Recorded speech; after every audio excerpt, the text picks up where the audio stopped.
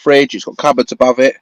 There's cupboards around the front of the cab, and you've got a curtain you can just pull across.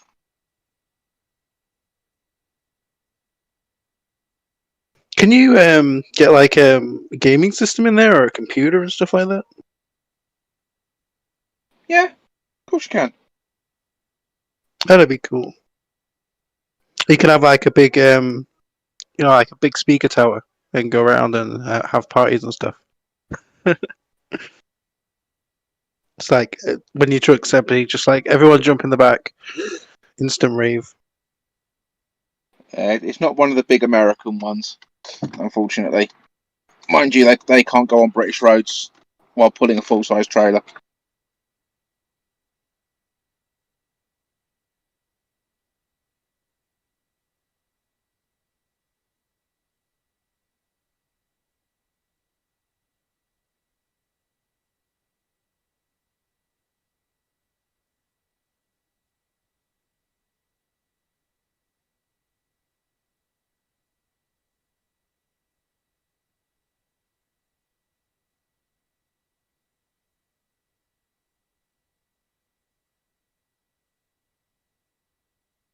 Hey guys. He's supposed to be. Oh, hi.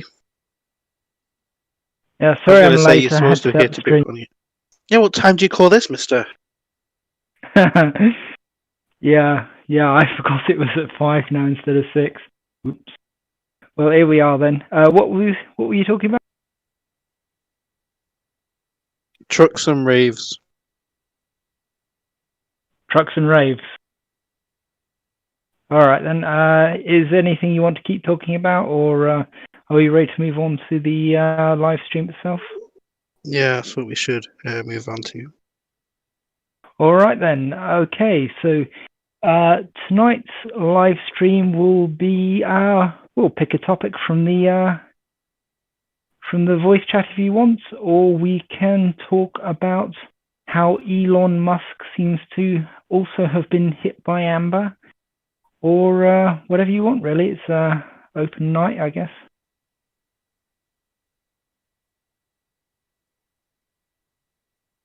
Did they date before?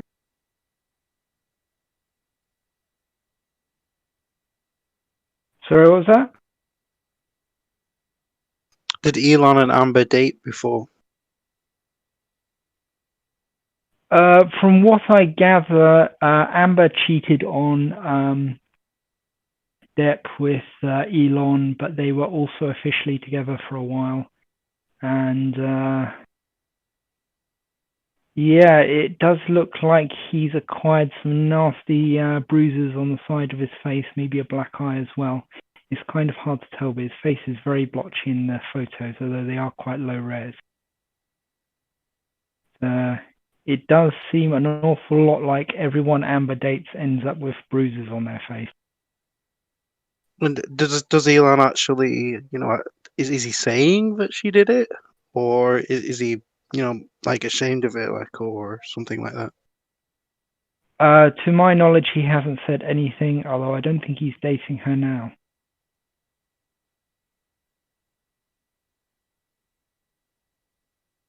But there's just a picture of him with a bruise.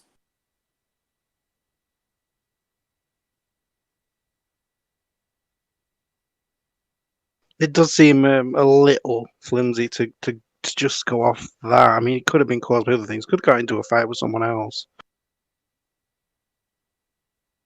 Could have, yeah. I mean, we don't know the context or anything like that. But, I mean, he was dating Amber and he did suddenly acquire a bunch of bruises on the side of his face. But, obviously I'm not saying for sure that she did that. But, yeah, I have heard that she did hit him from other people. But then again, they may be going off of these photos too. I would not want to, confirm or deny, to be honest. Let's also not forget Amber Heard has got previous for domestic violence against an ex-girlfriend. Yep. She's got the PI that Amber hired herself confirmed that. So I think that, if nothing else, is very much legitimate. Because, I mean, why would Amber's own PI turn against her if it wasn't completely legitimate? I mean, I'm still waiting for the court case against her from Johnny Depp to actually conclude. I mean, how long has that been going on for now?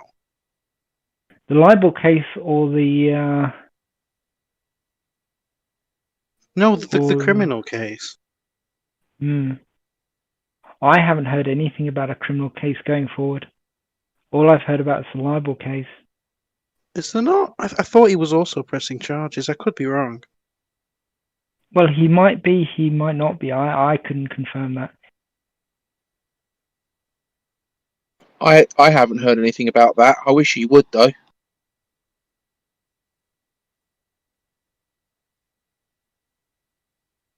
I do think it's ridiculous that, I mean, he's been basically fired, even though, you know, he was asked to resign from certain franchises. But yeah, he's been fired basically.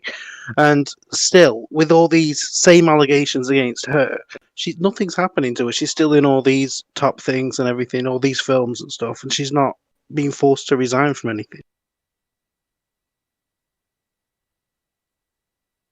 Yeah. Because people think she's the victim.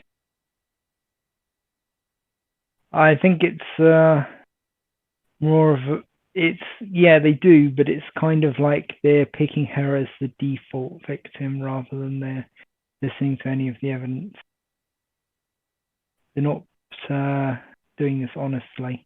I mean, did you see that that Reddit thread where the feminists were all saying, oh, you know, finally we've got, you know, it confirmed, and like, you know, what we already knew has been confirmed, and like now the dirty MRAs are going to be like, you know, still attacking her and stuff like that, and you know, all that kind of thing. This innocent woman who slammed a guy's head in the door.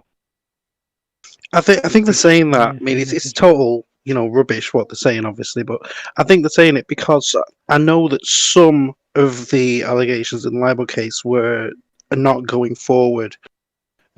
Only some of them are. And I think that's why they're acting like it's kind of vindicated. You know, like she didn't do anything because of that, when these other allegations are still going forward. No, I think we established pretty much that that court case was very fraudulent, and that it was a libel case anyway, which a lot of people have said just don't go anywhere anyway. I mean, as far as I can tell, there's a fair amount. What the judge has confirmed to have his wife is tied to she's like the leader of this or a high up in this women's organization, and there is a rumor. I wouldn't want to say it's confirmed, but there is a rumor that the judge is tied to Amber herself. Now, I'm not going to confirm or deny that either, because yeah. I'm just going to post a link to a video in the discussion, which goes over all of this, Human. Yeah. Okay, sure. Thank you. I'm just saying that I think that link would be a little bit too convenient, and that the most likely thing that happened was that you have a feminist judge with feminist sensibilities who has decided that she is innocent and he is guilty before he's seen any of the evidence.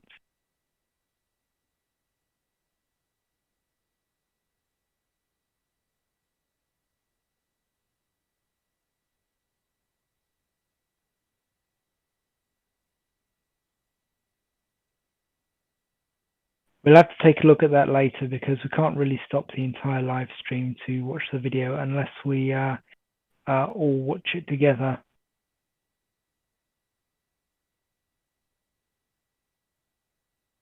Obviously, we'll leave that one up to you, Human. But I watched that, or I listened to about 5 minutes of it earlier on, and it does seem that the judge should have recused themselves. Yeah. Well, I'm happy to play a little bit of it on the live stream, but none of you are going to be able to hear it anyway. So we probably should look at getting a better live stream set up where we can play videos and share images directly with the people watching. Anyway, that's another case for another time. Do we want to continue with this as a topic, or should we go on to something else?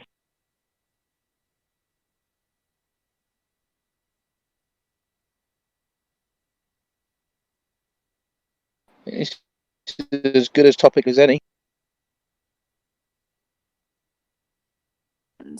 What are Okay, the I mean, past, what are the past charges? I'm trying to look it up, like on her record. You said that she had past domestic violence charges.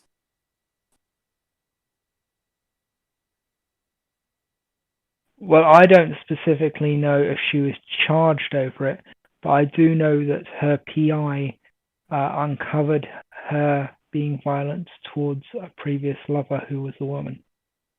I think, M-Painter, did you say she was charged? I think she got a caution or something, but she's definitely got previous for DV. Right, fair enough. If I mean, if you can, I don't know if there's like a public record or anything where you can find that out. It probably would not have been big news at the time because she's not a very big star.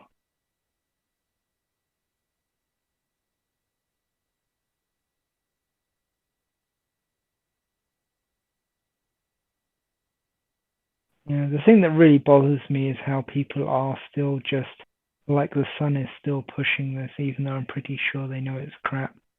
And you know, numerous other papers like you know, this libel case is justice somehow, and I mean, I think that Deb has good grounds to sue that judge.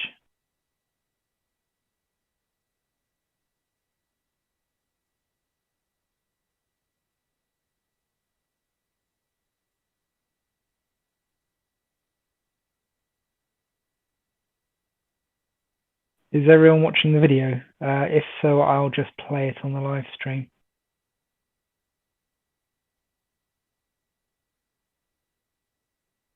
I'm not, but why not just play it over the live stream anyway? I mean, if we all can hear it at the same time. Or Oh, you won't be able to hear it. I'm using a different device. oh, right, okay.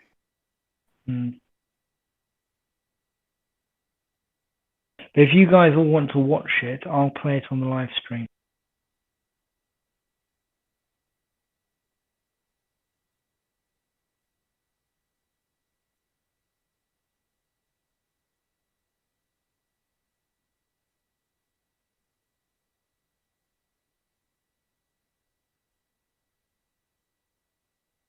I've posted a Hi, link everyone. to the story Welcome back from to my 2009.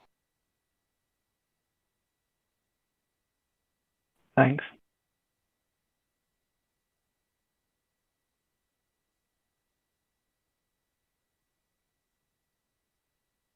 Hi, everyone. Welcome back to my channel. Some connections click have the link recently to the video, surfaced will between Justice Nicol, who exit is us the out of judge who this? presided over Johnny's case in the UK, and the defendants, not, but, I'm NGN. already And I've been playing. asked to I'm talk going about to, whether any of these connections, based on the laws of the UK, can be seen to impact Justice Nicol's impartiality and his ability to render an unbiased judgment. Before we get into the law and applying it to the facts, we will set out the facts first.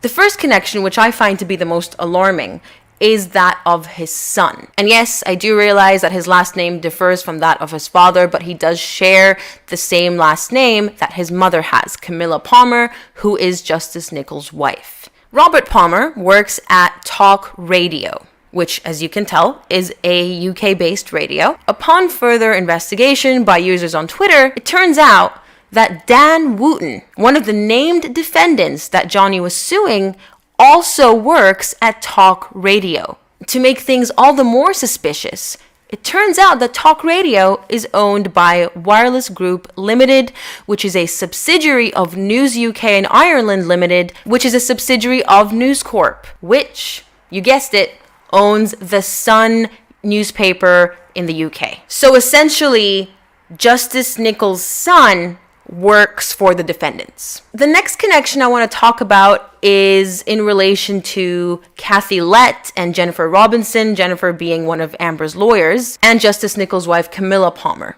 As I mentioned in my last video about the judgment, there was a dinner party of sorts that was thrown in Amber's honor during the trial proceedings. The woman who hosted the party is Kathy Lett, who is the ex-wife of Jeffrey Robertson, a barrister who previously worked with Justice Nichols back when he was a barrister, and they also co-authored a book together. Kathy Lett is also a friend of Justice Nichols' wife, Camilla Palmer. I want to point out that there is no evidence that Camilla Palmer attended that specific dinner party. If she did, that would have been a huge problem and a definite grounds for arguing that Justice Nichols was clearly in bed with the defendants.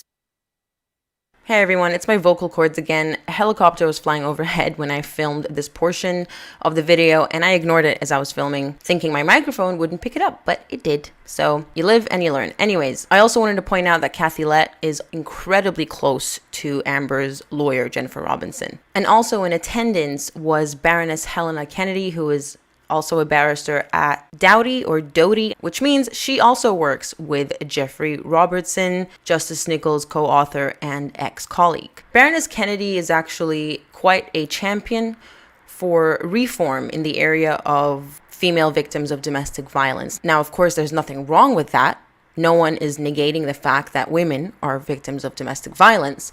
But the issue here is that these women seem to have supported Amber for years, from UN functions to this dinner, for example. So the issue that people are having here is there seems to be a very pro-female agenda going on here, in the sense that women are victims and never abusers, which is the entire issue surrounding this case. And so all these connections being so close to Justice Nichols have been a cause of alarm for many people.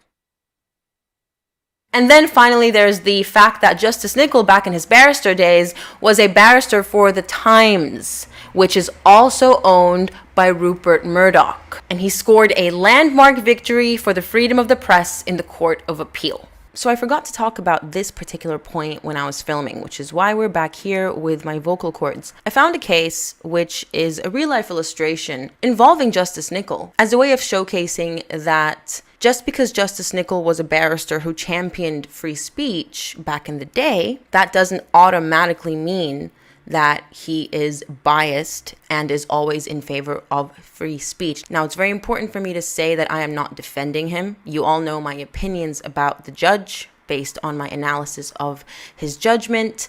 If you haven't watched that video, please do. I am not in support of Justice Nichols, but I do like to be fair and illustrate that he did take a stance against freedom of speech at one point in the past. And ironically, The Sun was not happy with his decision and wrote an entire article essentially bashing him. I raise this also to illustrate that this could be an element of why he may have chosen to rule against Johnny and to side with The Sun in this instance. He may have received a lot more backlash than we even know about behind the scenes. So this may have been his attempt at saving his own career and accordingly deciding never to side against the press ever again. This is, again, speculation. We are not in Justice Nichols' head, so we don't know whether this previous case has had any effect on his reasoning and his decision in Johnny's case. But it is worth mentioning, if only as an illustration, that he has not always been a champion of free speech, at least in his capacity as a judge. All right, now that we've laid down the facts, let's get straight into the law. The first port of call is the common law test for impartiality in the UK.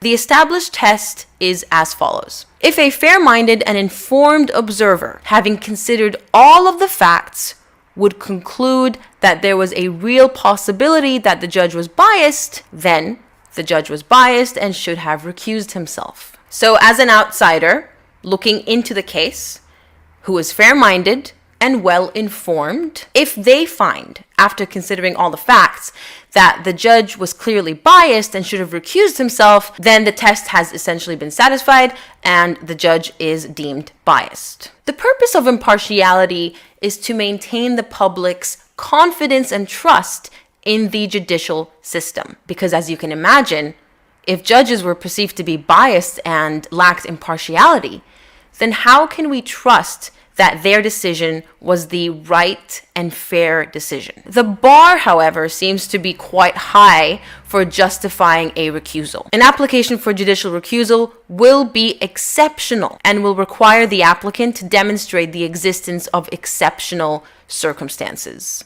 All right, so bearing this common law test in mind, let's have a look at the guidelines that have been issued by the judiciary in the UK, and I've referred to these very briefly in my last video about the judgment, to ascertain whether any of the listed situations that justify a recusal could potentially be applied to Justice Nicol. Now, do bear in mind, these are only guidelines. They are not hard and fast rules, which means that even if they don't exactly apply to Justice Nicol's situation, that doesn't mean that he wasn't biased and was not impartial. The benefit of these being mere guidelines means that the possibilities for a finding of bias are endless. So as I did in my last video, I'm going to display the guidelines. I'm not going to go through each and every one of them. I will point out the ones that I think either apply to our situation or are quite close to our situation. The first guideline I want to focus on is actually the second one. Friendship with or personal animosity towards a party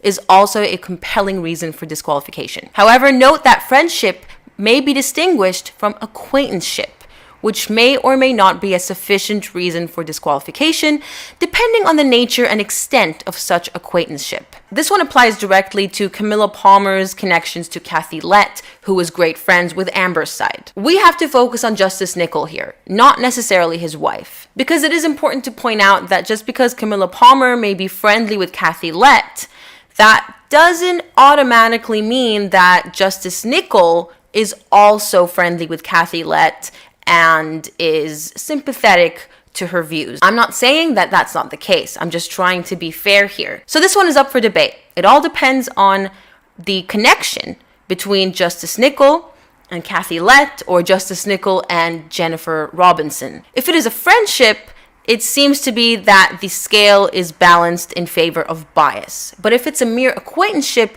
there's room for argument, as you can tell from the wording in the guidelines, depending on the nature and extent. So I'm going to leave this to you in the comment section, because the common law test is based on the fair-minded and informed observer. So what better way to find out whether this test has been satisfied than to ask the public to weigh in? I also want to comment on the fact that people in the legal sector are often very familiar with one another, have worked either against each other, with each other, so that in itself is not grounds for arguing bias or impartiality. And this is reflected in guideline number 4, which states that friendship or past professional association with counsel or solicitor acting for a party is not generally to be regarded as a sufficient reason for disqualification. So this applies to Justice Nicol's association with Jeffrey Robertson, writing a book with him, the fact that Jennifer Robertson is also quite familiar with Jeffrey Robertson. I believe he was her mentor at some point, or still is, I'm not sure. But this in and of itself doesn't seem to be a strong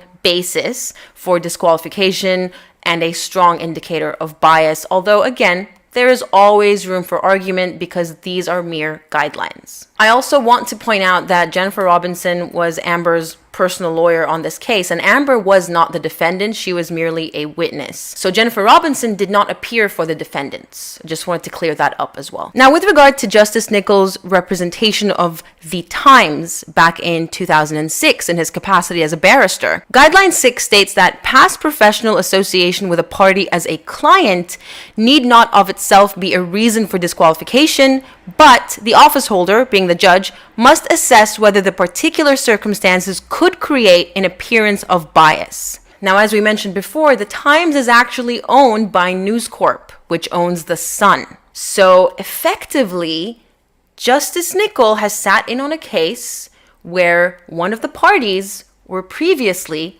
a client of his. But as you can see from the guidelines, this, again, in and of itself, is not necessarily a reason for disqualification, but Justice Nicol must have assessed whether this particular circumstance could create an appearance of bias. So it doesn't even have to be actual bias. Would the common law test of a fair-minded and informed observer be satisfied based on this fact? Again, I leave that answer up to you in the comment section. Personally, I do want to say that a lot of judges, if not all judges, were barristers at one point in their career. And I feel as though, especially with huge companies such as News Corp, the likelihood of never sitting in on a case in which News Corp is a client in the UK is quite low. Meaning that it would be difficult if every single judge had to recuse themselves every time such a huge corporation finds itself in court. It will severely limit the pool of judges available to sit in on cases. So I understand why it's not a hard and fast rule of you must recuse yourself if you worked with this client before. The whole point of being a judge, after all, is to be impartial. So they're trained to view things impartially and to remove themselves from the situation in order to render a fair judgment. Whether this is actually being applied in practice is obviously questionable because judges are human at the end of the day, as I keep saying, but that is the sole purpose of a judge, and so they're trained to do that. If this was the only connection, his previous career representing the Times, I would think it was a weak one. But when you see things as the greater picture, with the numerous connections that Justice Nicol apparently has to the defendants, I can see this as one of many reasons to justify a recusal. So very much like evidence, it's the strength of everything put together rather than looking at everything in isolation. To further supplement my research, I referred to the Supreme Court's Guide to Judicial Conduct as well.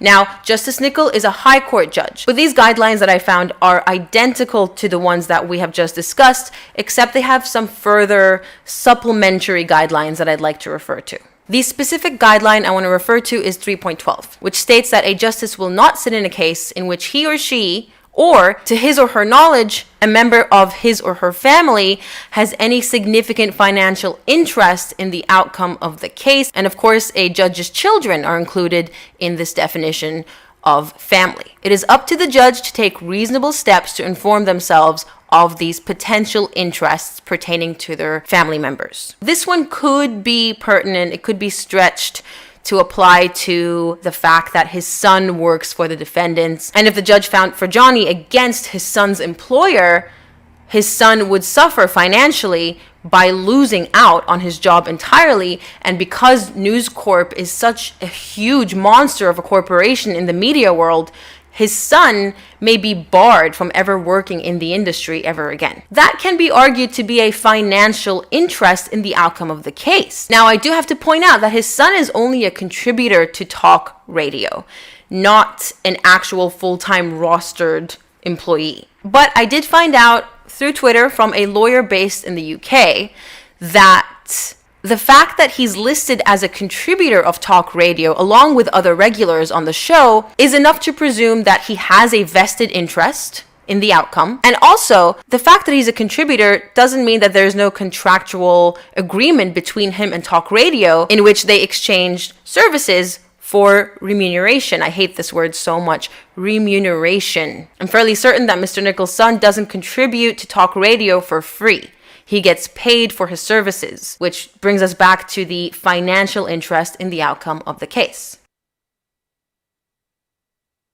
All right, now we've already very briefly talked about what a judge should do if there is a risk of perceived or actual bias identified. And that is either disclosure to the parties involved or a self-initiated recusal. In terms of disclosure in this case, I don't know if these conflicts or if these potential areas have been detected by Justice Nicol and disclosed to the parties involved in the case, including, of course, Johnny's team. Seeing as this information and these connections have been unearthed in a week since the judgment, it's safe to say that they weren't secrets per se, and that Johnny's team most likely have done their due diligence and have researched into the background of the judge if they had enough time, because another question I got was whether parties can actually choose their judge. And the answer is no. It's a random selection, and sometimes it's done with very little notice. Having said that, this case has been going on since 2018, so that's why I'm presuming that Johnny's team had more than enough time to look into Justice Nicol if they found a reason to. I'm not saying that every single party will look into the background of the judge. So it's either they were unaware, which I find to be unlikely, or they were aware and decided that it wasn't enough to justify a recusal. I'm not aware of any objections that they have raised, and I'm sure that that would have been made public if they did object to Justice Nicol presiding over the case. So it will be safe to assume that no objections were made. I don't like to assume, and Justice Nicol loves to do that, but in this situation, I don't have anything to go by. Everyone wants to know what can be done about this. Say Justice Nicol was found to be biased. What are the repercussions to this finding? I also want to answer a very commonly asked question that I get. Can Johnny sue the judge for damages? No. You cannot sue any judge for a decision that they have rendered. All you can do is appeal. That is the only realistic course of action that Johnny has at this point, and that is the course of action that he has decided to take. For those of you who are not aware yet, Johnny has shared this letter on Instagram and has confirmed his decision to appeal. I also did some further research and found out that the UK has the propensity to cover up these allegations of corruption and to cast a blind eye, meaning that corrupt judges or biased judges, because a biased judge is not always corrupt. Corruption and bias are not equivalent. But in the same vein, it seems that these situations are rarely ever handled in any way other than an appeal. It also seems to be self-regulated in the sense that judges decide on whether a judge was actually impartial or not. So that's an issue in and of itself. Self-regulation is never a good thing because people tend to look out for their own. It's like when a police officer is corrupt or mishandled a case and you report them to the police, to their superiors and to headquarters. They usually like to cover it up and tell you that you're wrong and that the police officer did the best that they could, and they turn a blind eye because they look after their own.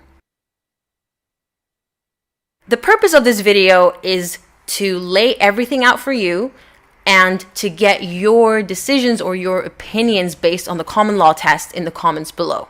So if I didn't voice a lot of my own personal opinions, I did that on purpose. I don't really ever want that to be the purpose of my videos unless I feel very strongly about something such as the judgment. In this situation, it is a gray area simply by virtue of the fact that the guidelines are merely guidelines, so there's always room for argument. However, if I had to pick a position, to me, it's his son that really raises alarm bells in my head. The fact that he actively works for the defendants.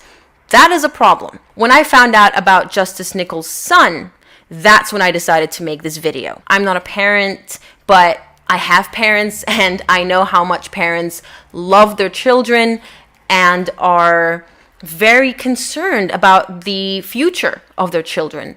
So to argue that the judge was biased purely because his son works for the defendants is a very fair argument. That's it for this video. I do hope you found it informative. Don't forget to let me know what you think in the comments below, especially for this video. It almost entirely depends on your opinions. Thank you so much for watching. Stay safe, and I'll catch you in a future video.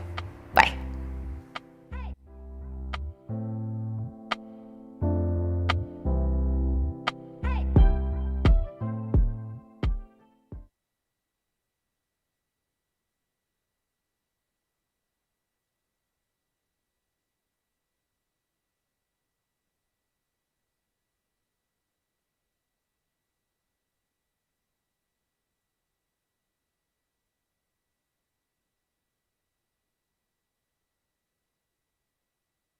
Okay, has anyone finished watching the video? Or rather, everyone?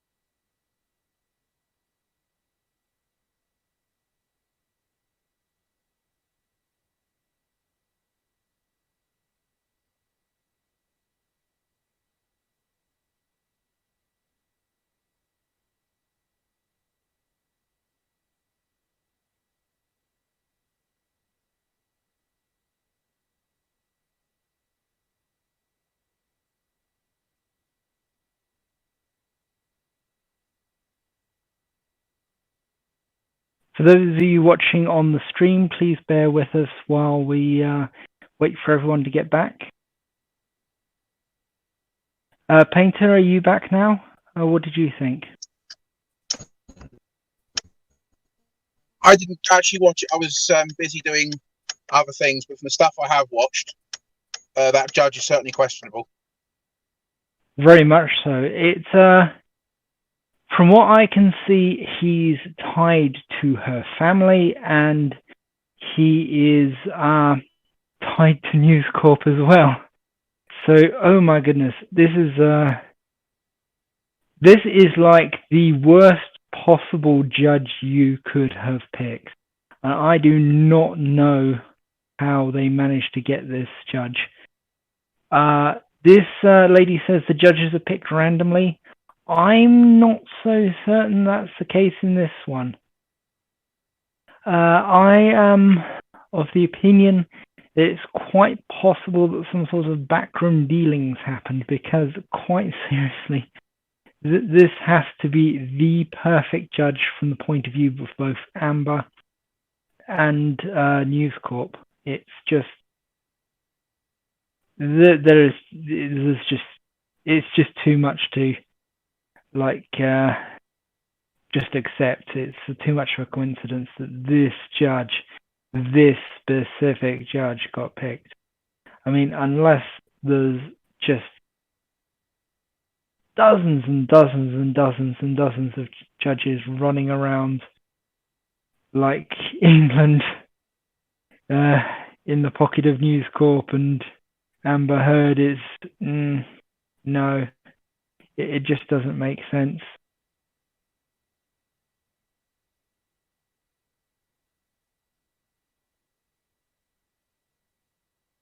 You have to wonder if it's all going to come out at the appeal.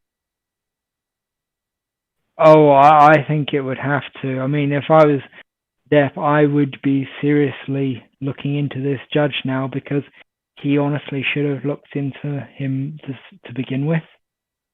I mean, not only does he have an extremely feminist wife, not only does he know Amber's family, it's like his son is employed by the defense. It's ridiculous. From what I understand, Amber Heard's family came out in support of Johnny Depp. So what does that tell you? Sorry, I can't hear you there. You're kind of crackling and there's a lot of background noise. What did you say? From what I can remember of the original sort of news of all this, Amber Heard's parents came out in support of Johnny Depp. I mean, what does that tell you? Yeah, that does actually. That very much is a point against Amber. because your own parents don't usually come out and say, no, actually the person, you're accusing of hitting you was hit by you. It's although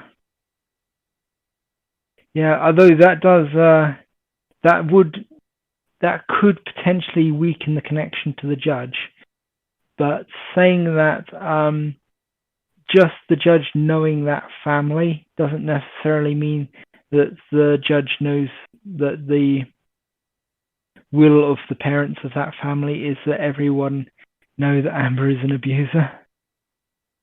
I mean, I think he's most likely to try and do what he thinks is best for Amber herself without, there's no knowing if he even knows about Amber's family saying that she's the abuser. Sorry about that. I lost sound for a second. Hey, Insane, did you watch the video? Yeah, I watched it. She was right in that it is. He really should have accused himself because of his son. I mean, you can't have a family member working for the defendant. It's obvious bias. Yeah, I was just saying that I think it's suspicious, deeply suspicious, that this judge has connections not only to News Corp but to Amber's family directly. And yeah, and he worked on that book as well. I mean, that's altogether that's a bit much. But hopefully then he'll be successful at the appeal if all that's going to be taken into consideration. Let's hope so, but hopefully Amber doesn't have a brother who's also a judge in England somehow, who mysteriously and magically manages to be the one who's tasked with this case.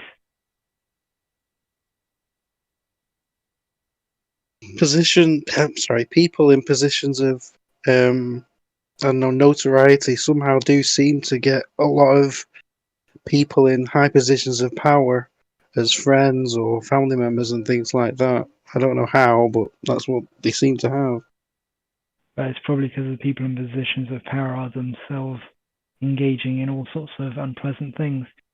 But in this case, I think that it's a bit much. If it was Hollywood, and it was a Hollywood judge, and that judge knew Amber's family personally, then I'd be like, well, yeah, probably they know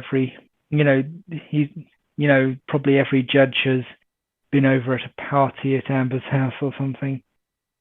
Because judges and people like that to go over to celebrities' houses in like Los Angeles and stuff. But the fact that it's a UK judge, that's got to be a lot rarer. A UK judge that knows Amber's family personally, has ties to News Corp directly, much more directly, and all that other stuff. It seems a little bit much.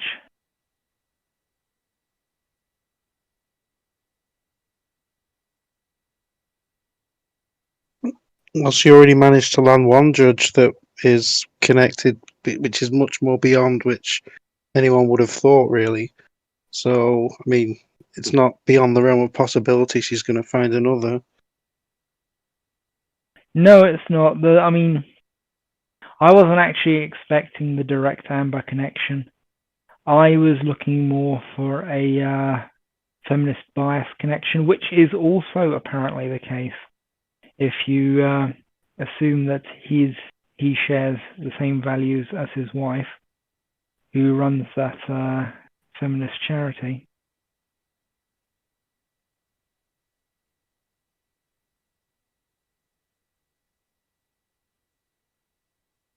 I mean, I'm surprised we haven't mentioned that a bit more, because it makes it very much seem like he, would come down on her side by default.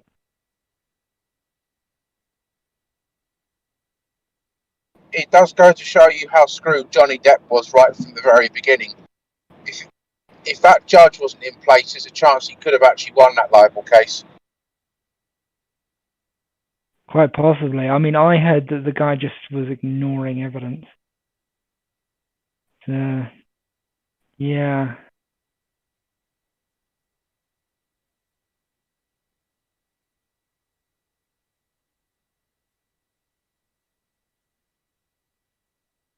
Does anyone else have any more comments on this? Or have we covered it all?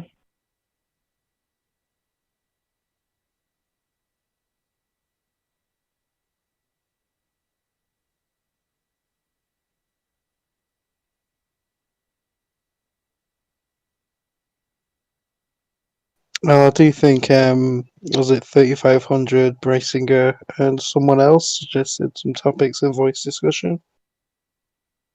All right then, let's move on to those then.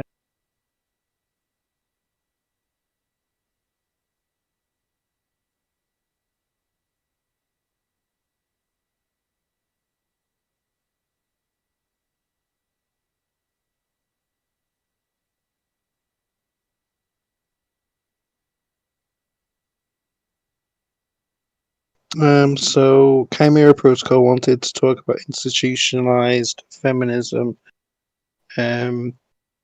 Maybe you want to explain a little bit in the chat what you mean by that, or what you think institutionalized feminism is?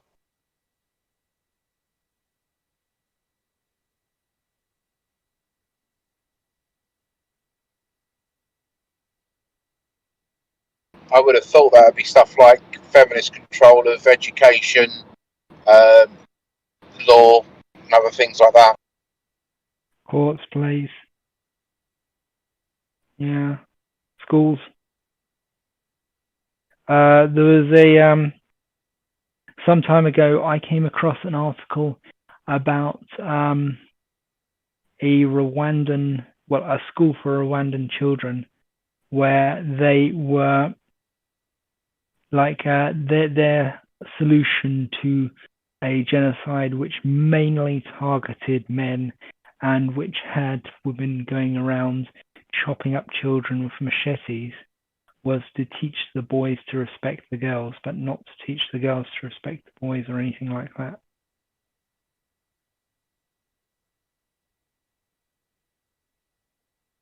I'll have to see if I can dig out that article again at some point, because it was kind of, laid bare the ideology.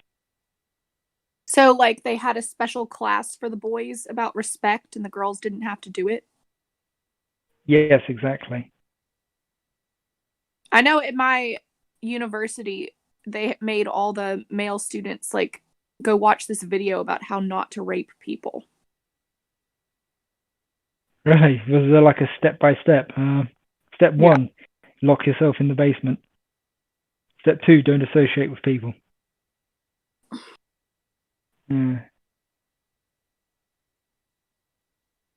Yeah, that's kind of crazy. Can you remember what it... you probably didn't see it, but, do you know anything about what was in it? Oh, the thing? Well, they all talked about it. Some of it was like, people can't consent when they've had alcohol.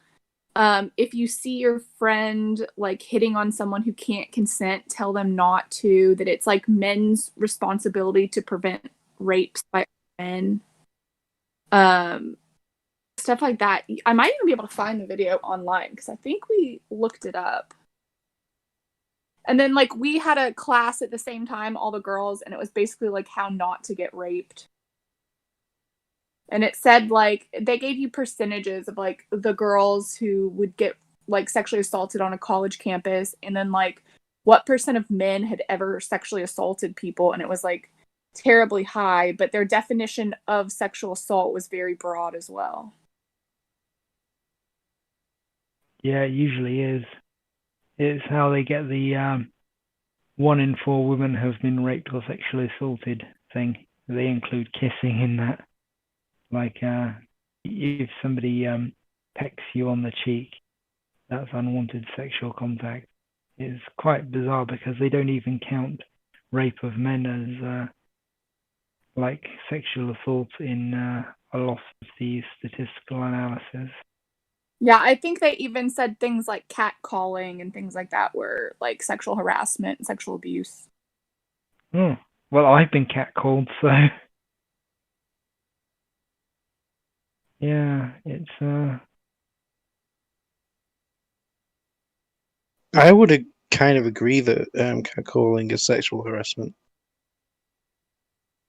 yeah, it's definitely harassment, regardless of whether it's sexual or not. I mean, But I don't. Hmm, isn't it a lot depending on what it easier to is. just smile and not like throw up a whole fuss about it? Well, I mean, I'm assuming it's not just a compliment thrown your way. I'm assuming it's like something rather revolting. But obviously, they are probably including somebody complimenting the woman who may appreciate the compliment. I mean, that's a thing as well. There was a woman who wrote for the Guardian an article about how men are no longer like catcalling her, and she misses it because they were shouting, well, not, they were just throwing her compliments as she went along the street, and it boosted her confidence. This is the same woman who previously wrote an article about how catcalling is bad. But, I guess it really depends on what they're saying. Wasn't I that mean, Jessica Valenti? Jessica Valenti. That name rings a bell. Yeah, she's a Radfem. Yeah, Doesn't she well, write for Gorka? I I'm don't think anyone certain. writes for Gorka anymore. No, Gorka went under. I'm certain it was Jessica Valenti who wrote two contradictory articles. One was about how catcalling is wrong, and the other one was how she doesn't get catcalled anymore, and she hated the fact that society made her miss it or something. She couldn't actually admit to the fact that she missed being catcalled. Yeah, the old society made me do it. I mean, feminists don't really know how to take responsibility for their own actions. Hey, 3500. Do you know anything else about stuff that went on in that school? Like anything else that was interesting? What do you mean? Like, I mean, a lot of interesting stuff went on, but I don't know if I understand your question. Do you mean like around sexual assault type of stuff? Oh, I was trying to be as broad as possible, but anything to do with the way ideology is pushed on the students to bias them. Well, one thing is that the school I went to, it was a Catholic conservative college. So it's probably a lot less liberal than most college campuses. Like, we had monks that lived on campus. The school doctor couldn't prescribe birth control. Like, we prayed before classes. So it's probably a little less like pushing ideologies than you would think. Like, we had a big giant national debt counter in the cafeteria. So it's probably not, it's not like UC Berkeley, you know.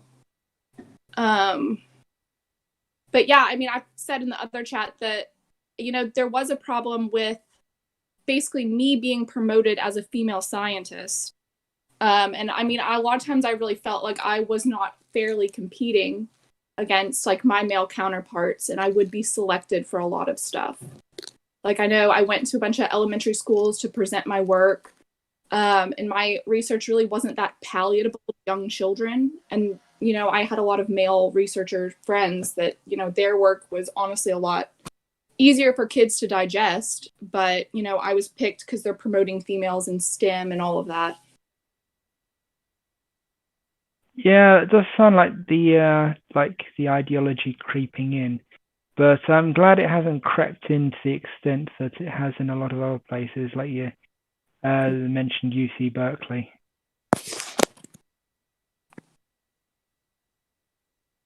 Yeah.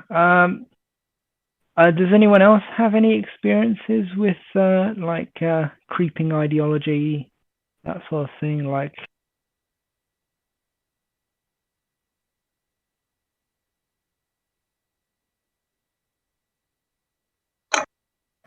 Yeah, I have one.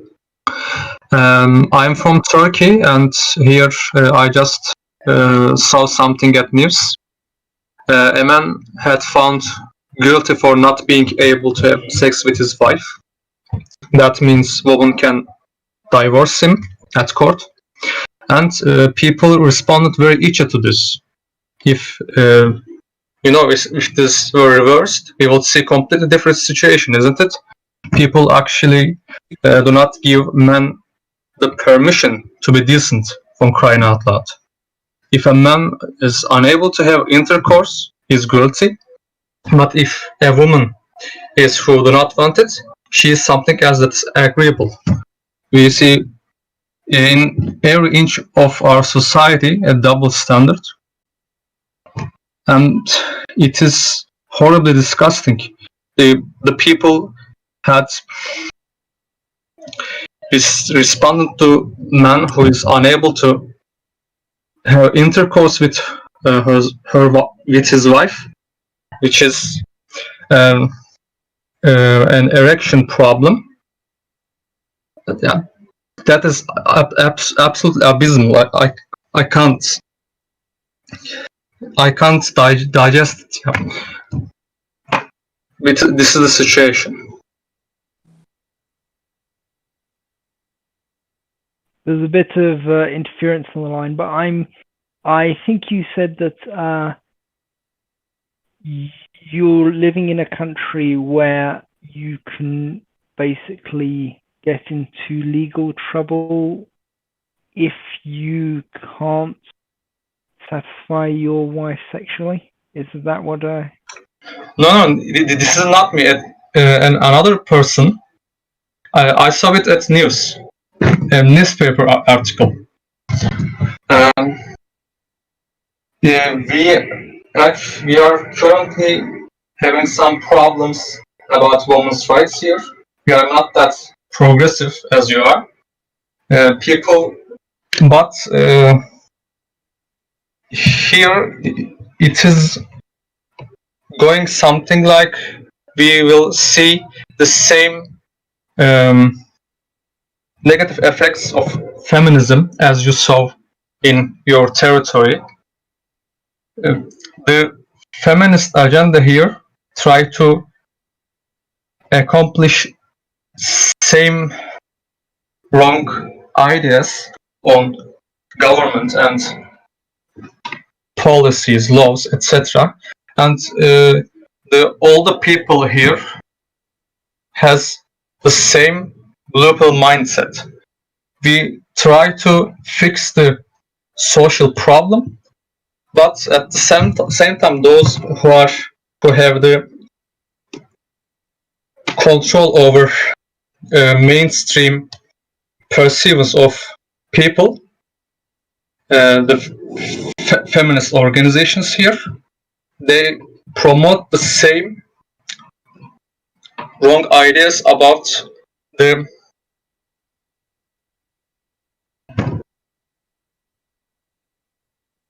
Can you hear me? It is sorry, it's very hard to understand you because of the poor audio there. But I got that they're pushing the same sorts of like twisted laws in your country. Yes. Well, yeah, that seems to be something they're doing all over the world. They've done it in Africa, India. They've done it in America, UK, Europe. It seems to be everywhere. Even in third world countries, feminism isn't the solution to social problems. Yeah, they say feminism is arguable in third world countries, but it's definitely not. Could you maybe type out some of what you were saying? I mean, I couldn't understand really any of it. I caught just a couple words in the discussion typey area. Can you hear my voice? I can hear you, but I can't really understand you. Okay.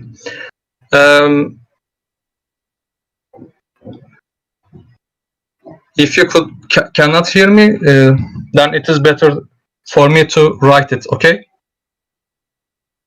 Yeah, please do. It would be Probably I very have good. some troubles. My internet connection is. Yeah, yeah. I mean, if you type it out in the voice chat, people will be able to read it on the stream anyway. So.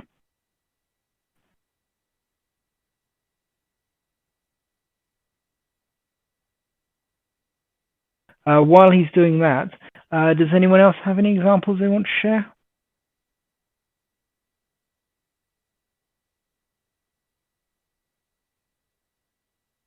I mean, we're going back a bit here to when I was in high school. I had this female teacher for, you know what, I don't even remember the name of the class. I think it was citizenship, but it was like a civics type thing anyway. But the teacher was female, and when I actually stayed after class to talk to her because she'd actually brought up feminist talking points during the lesson. She was saying that when the same thing happened to a woman as it did to a man, like that they get hit or something, it's worse for the woman because of basically society, because it's caused by the patriarchy. It's worse because it's institutionalized. And she was actually making that point during the lesson. So if a woman gets hit, it's worse because patriarchy. I don't remember if that was her example. It was along the lines of the same thing happening to a woman and a man. It's worse for the woman because it's institutionalized into the society that it's happened to that woman, whereas if it happens to the man, that's just a random occurrence. Yeah, well, that is a general theme of basically every feminist media article is end of the world and women have it worse. You know, world ends, women worst affected, sorry. Or 5,000 killed, women and children among the casualties. I mean, it really didn't make sense to me then how she could possibly be saying it, because it's a point that makes absolutely no sense whatsoever, which is why I stayed and talked to her. And she just told me I was wrong. I mean, it's not like she had much more of a point than that. I just don't understand, apparently. I mean, I was only like, what? I was probably only 13 or something like that. So, I mean, there's not an awful lot you can say when you're told you're wrong. If you carry on arguing, then, well, it's not going to. I think that argument is kind of interesting because I think you could make the opposite argument. If they're saying that women are abused so much more than men, isn't it men who are on the outside and have no allies if they're the one being hit? They're alone. If they're saying that it's so much more common for women to be abused, they have lots of allies, lots of people to talk to. For men, if it's a rare thing, they're facing it alone. I'm not saying it is a rare thing for men to be abused, but that's the argument. Yeah, I don't know. I mean, I personally think that, if you're isolated and you're on your own completely and nobody will believe you, that is worse than just the same exact violence and abuse, but everyone believes you and supports you. Well, the feminist response to that is to shame your maleness. A man on his own is strong. Men are powerful. They should be fine to deal with it on their own. They don't need that support. Well, I can assure you that that's not the case. I mean, I'm not making that point. I'm just saying the feminist point of view. Yeah, I meant you as in the feminist. Sorry, it's been a long day.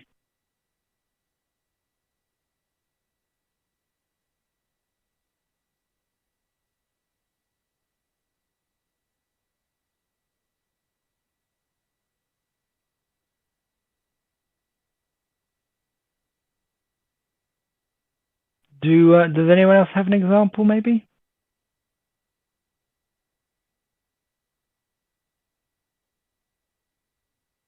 we could move on to homelessness if any of you want. We haven't really spoken about homelessness on this channel.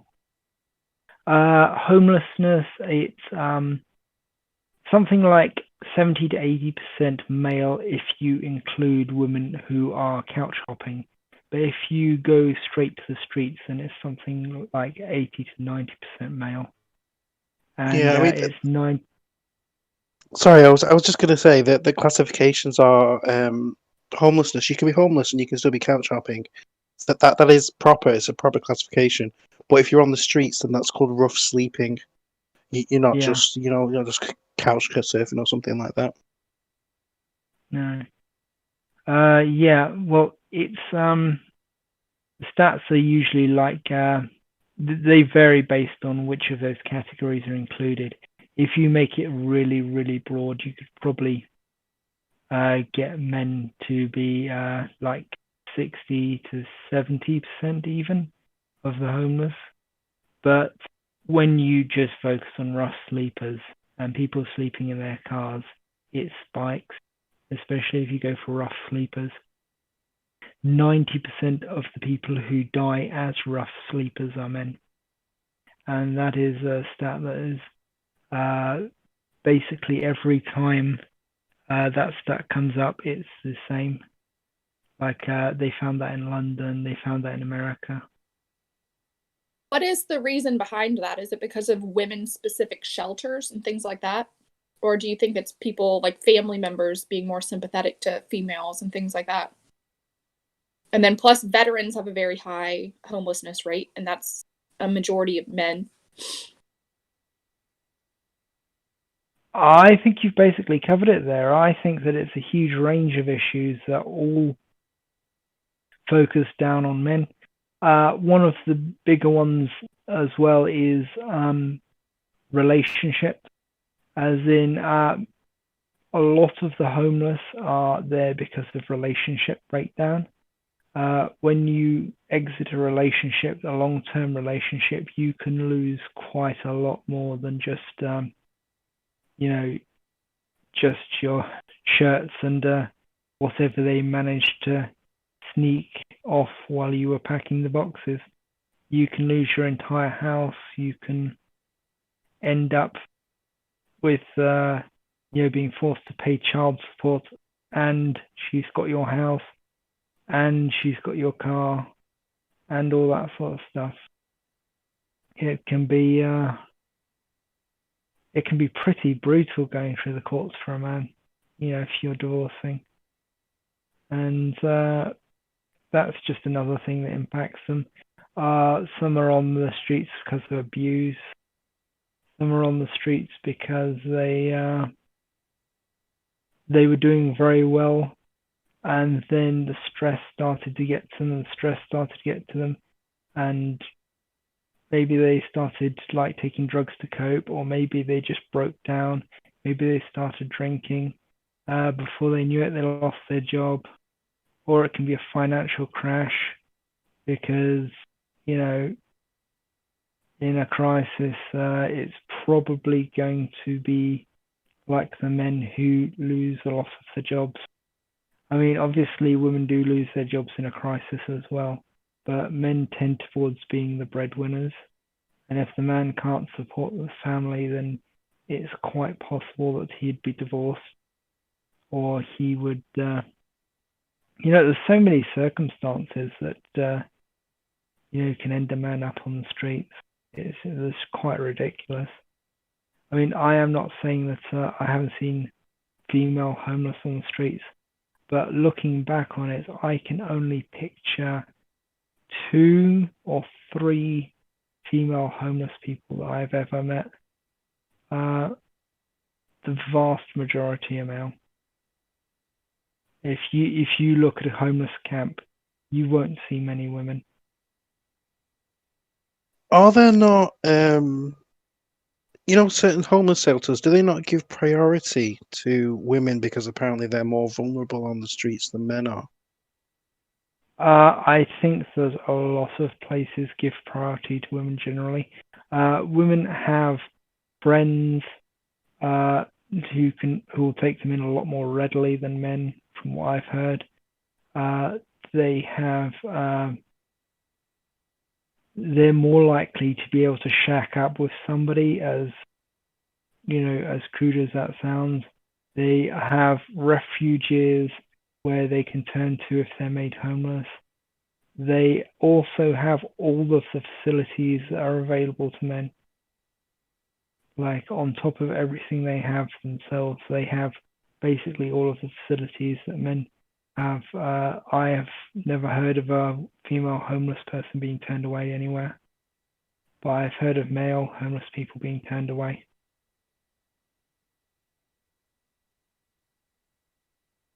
I mean, obviously, there's the statistical problem of there being fewer female homeless to begin with in what I just said there, because that'll cut out a bunch of them.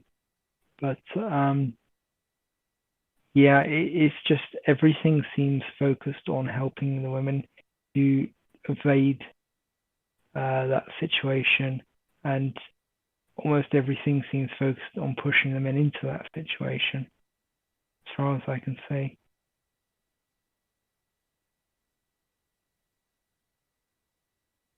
Has anyone here had any experiences with rough sleeping or rough sleepers? Yeah. Would you like to talk about it? I've had to sleep in the car on several occasions when I was having problems at home. On one occasion, the police actually told me to go and sleep in the car.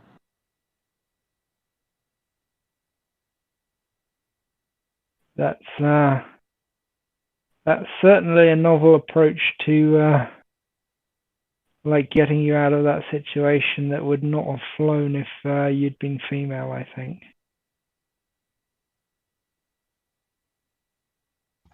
I just can't imagine it flying if you were female. Yeah. Another thing is with Go ahead. With sort of the less women on the streets thing is, if you're homeless and you go for social housing, you're more likely to get a place to live quickly if you're a woman, particularly if you have a child with you. Yeah. Having a child is helps a lot. Regards to that, definitely. Another thing that I just wanted to bring up is homeless shelters are being closed down like en masse more, even though the demand sort of seems to be increasing. And yeah, like I've been turned away from homeless shelters, even though I was on the street and stuff.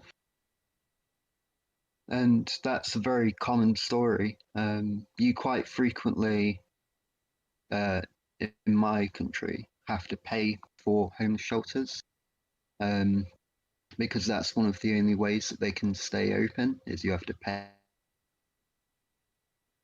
a tallish fee, and it ranges somewhere between like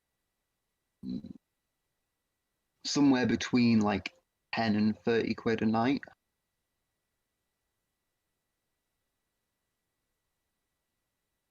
£30 a night is a bit much. I mean, Well, you're homeless. It's like you can get a really shit hotel for that kind of money. So it's sort of a bit, it doesn't really work. You can get an absolutely dire hotel in London for £12, or at least you could a few years ago. Kind where you get nits, but that's another story. It'll be a dive, but that's true of homeless shelters a lot of the time. Yeah.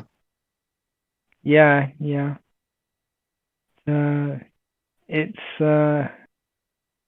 another thing that I have heard from talking to the homeless is all of these SJW criteria for helping people, they all impact men. So the more male you are, the more white you are, the more heterosexual you are, the more normal, straight, white, cis male you are, the further to the back of the line you go. I mean, that has been something that every homeless person I've talked to has said. Like, it's the criteria is focused on. You can read this in like police manuals for all sorts of things as well. They focus on helping the women first, and they focus on people who fit the various like criteria. I mean, obviously, I can understand like disability, and I can understand a parent with a child on the street and things like that. But the focus is on getting, it's on helping those people who are like, it's most PC to help first, and then pushing like, men in this scenario are the ones who go further and further to the back of the line.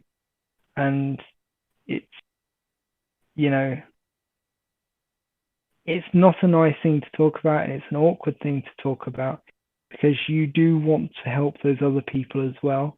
But the net problem of this is that it does mean that it reinforces that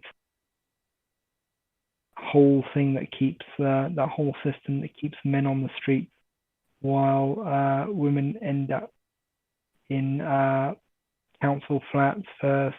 They end up in like,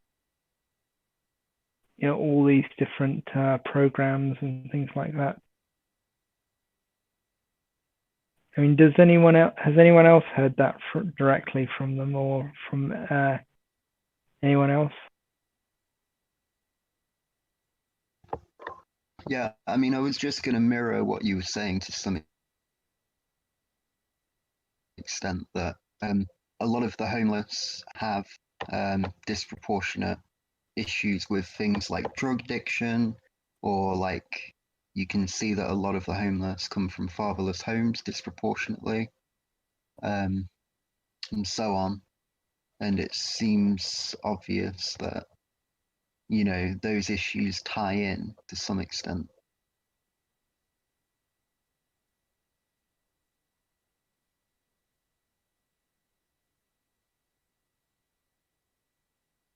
So much of society's ills can be traced back to not having fathers in the home. Yeah, as much as that issue doesn't have the same sting for me as things like domestic violence, it probably is one of the most easily fixed things. Like in terms of just having that one legal change of a split custody bill. And like out of all of the things that we could do to solve issues, it would probably have the biggest impact as well.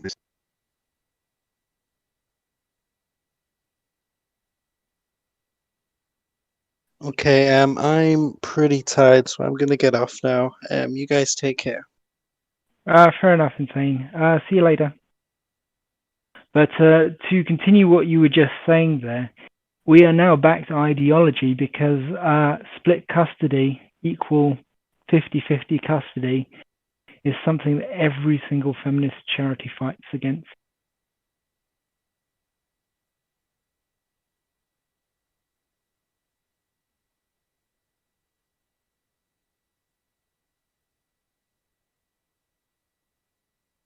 I mean, has anyone else heard about that? Now fighting against shared custody, and its various subsidiaries also fighting against it. Are we talking about like the National Organization for Women and their sort of ill? Like who? Oh yeah. Yeah. I mean, Yep. They've famously, petitioned against split custody. I believe Karen DeCrow was a feminist who used to be the president of, or the head of, the National Organization for Women for like years, and she was in favor of split custody and paper abortions, and she was sort of, you know, really reviled for it until she was kicked off, essentially. And then, yeah, now we have this history of, you know, that organization lobbying against split custody bills that have been tried to be passed by, I believe, Parity UK and Fathers for Justice. Might have to double check if Parity was involved with that. But yeah, I mean, it's clear that we can't rely on feminism in any sense to solve that issue. And we also must expect that there will be feminist resistance to that issue, both in the form of propaganda and institutional lobbying and so on. What was that one in the US that got universal approval, and then the feminists fought it, and it ended up getting kicked out? It was in the Red Pill movie. There was a law, I think it was somewhere in like Florida, for shared parenting or equal parenting, and it passed like both state houses and everything else, and then the feminists fought it tooth and nail, and it ended up getting kicked out. I've not heard of that before. You'll have to source it. I'd be quite interested. Yeah. That I'll have would to go be and watch quite the Red interesting Pill to have in later. Yeah, it would be good to rewatch that actually. But yeah, there's a lot of citations in that movie that we should actually strip off of their website to put on our own citation list.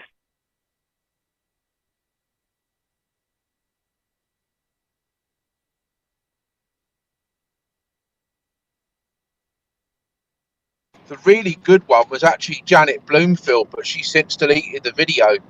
She did a whole thing on male privilege and death statistics and all this sort of stuff.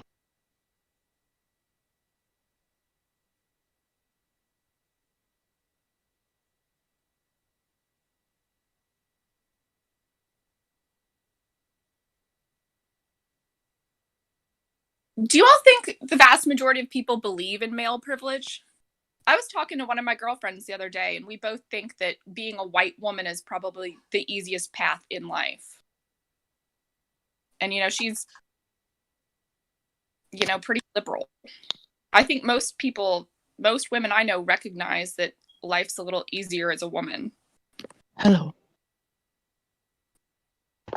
I think there are an awful lot of people with feminist leanings or who accept feminist ideology as the truth. They do believe in male privilege. Yeah, I was going to say that to me, it seems like most people believe that women on a day-to-day basis have things rougher, but then men in special circumstances have it considerably worse. So things like divorce and prison. I don't personally agree. I don't think that you can rate like how rough you've got it, because it's like, you know, how does being raped compare to like losing custody of a child or being in prison? What number is it? And then it's like, how does, you know, maybe some harassment compare to like being starved of affection or something? It's like, what number is it? But yeah, and both of all the male or female specific, obviously. I think a lot of the people who push that idea don't actually believe in it. I think it's got a lot to do with gaining privilege. But I do think that a lot of the feminists on the ground actually do believe in it. Yeah. They definitely have this attitude of special vulnerability for women where every problem is magnified if it happens to a woman. We have studies.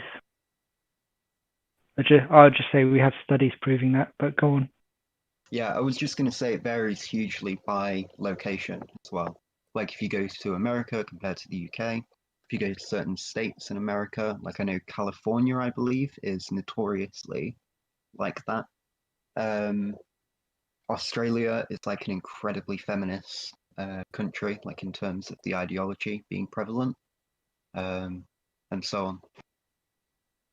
Yeah, certain of the Scandinavian countries, I think it's Scandinavian, but like countries in that region, there's certain of them, like I think Sweden, where it's absolutely verboten to not be a feminist and to not think that women have it worse, and so on and so forth.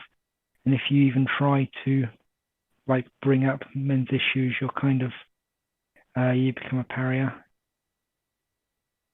I mean, that's just what I've heard from the people on here. Yeah.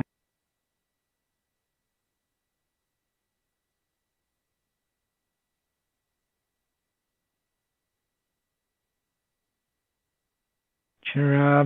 Does anyone have any experience of people saying this to their face? Because I've had experience of it.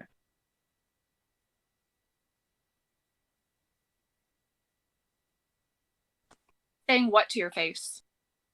Oh, sorry. Talking about male privilege or assuming that women have a special vulnerability that is exceptional to them. Hello. And that, I've had that experience. sorry? So what was that? I've had that experience a couple of times. It's a bit hard to hear you. Oh, hold on a second.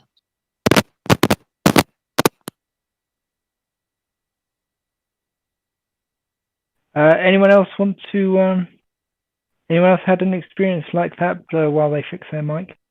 This is kind of the opposite, but I've definitely been told, how inspiring it is that I've achieved what I have when, pretty much anyone could achieve it if they put in some work, and people saying, well, especially as a woman, So, and I mean, that's super, I don't even know the right word, but it's very disingenuous, and they're like, oh, you did really well for a woman. Hello. Oh, sorry. Yeah, I mean that's pretty condescending, really. But Yeah. this sort of MRA term for that kind of thing is gamma bias, where we highlight women's achievement and then like any ills, and then for men we highlight men's things that men have done wrong, like men's ills, and then downplay their achievement. So like you don't see, firefighters being commended or saving people from burning buildings. The other thing I would point out is, sometimes women are like elevated falsely, but then quite often they're left behind. In history, like I would say, everyone knows about Rosalind Franklin, right? And she actually didn't do anything with regards to the discovery of DNA. Like she didn't even produce the X-ray, which was the only thing she was credited with. A student did. But then people like Mary Curie aren't celebrated enough, She was like one of the few scientists to win like 2 Nobel Prizes. Extremely rare thing for any scientist. But yeah, little rant there. Oh, guys, just to, could you make sure that when you're not talking, your mics are muted? Because we've had a few, like, bumps and whistles and things on the line. Thank you very Hello. much. Hi, Richard. Did you have something to say about this? Yeah, about the experience about women saying that I'm more privileged even though I'm disabled. So a woman keeps on saying that I'm more privileged than her even though she's achieved more than I have. So yeah. Well, that seems pretty disingenuous as well. Like, I mean, you obviously disabled. Was it obvious to them at the time, or did they know? I'm autistic and I got dyspraxia as well. So. Oh, me too. Yeah. I never met dyslexic before. Yeah, so I have learning disabilities as well. So yeah, they said I was more privileged. Well, I don't know where they're getting that from, but yeah. Anyway, This was at Speaker's Corner, by the way. So oh really? At Speaker's Corner? yeah, back in this ages ago, like a few months ago, before the bug hit. So yeah. Ah, so were they a speaker? No, I was speaking about something, and then Oh, she just like went off a feminist rant. So yeah. The same thing happened to me back in March last year as well. So well, well, brave of you to stand up at Speaker's Corner and give a talk. I'm not sure many people would do that, but kind of awful that she shouted you down like that. Did she win? It was one of those. Yeah, it was one of those like it wasn't a shouting down. It was like one of those white woman stand talking tos. So she didn't actually shout at me. So it was like one of those softly spoken shouting downs. Oh, softly spoken shouting down. That's an interesting one. Yeah. I was with Justice for Men and Boys that week anyway at Speaker's Corner. Hmm. Yeah. It's. Did she say anything else to you? Not really. She was with boyfriend at the time, so I think he sort of calmed her down a little bit. So thankful for me. Yeah. Well, I'm glad he managed to calm her down a bit. Yeah. Yeah. Because I was talking about being a incel. So, but she was like not having any of it. I see. We haven't really. It'd be interesting to hear an insider perspective on what incels are, because we mostly just hear from people who hate incels what incels are. Pretty much. I don't. I can talk about it next week on next week's show. I beg your pardon? I could talk about it next week. Oh yeah, sure. Yeah, okay. Yeah, sure. Come along next week and we'll have a whole thing on it if you want. Okay, because a lot of people have misconceptions about incels. Mostly they come from single mother households and have been abused at some point in their lives. So that's where the anger comes from, mostly. Yeah, well, it'd be very interesting to. You've already said some interesting things that we should probably look into. So if you would like to come back next week at the same time, 5 p.m. GMT, that would be. Yeah, that'd be pretty good. Okay, I would have to take a break from the PlayStation 5 though, so that'd be good. Yeah, it's always good to go for games and stuff. Yeah, all right then. So you are privileged in Spider-Man Miles Morales. Yeah, but Miles Morales isn't a woke character. He came out in 2008 in the Spider-Man Ultimate Universe, so he didn't really replace Peter Parker. So he's not like a woke. He's not like a woke creation. So.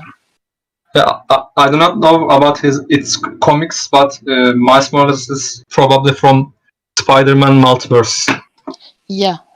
In the movies, he's a good character, but recent comics, he's been a bit of a SJW. So. Oh really? I've got some of those comics. I should probably read them. Yeah. In the games, they wanted to be more SJWs and what's that group called?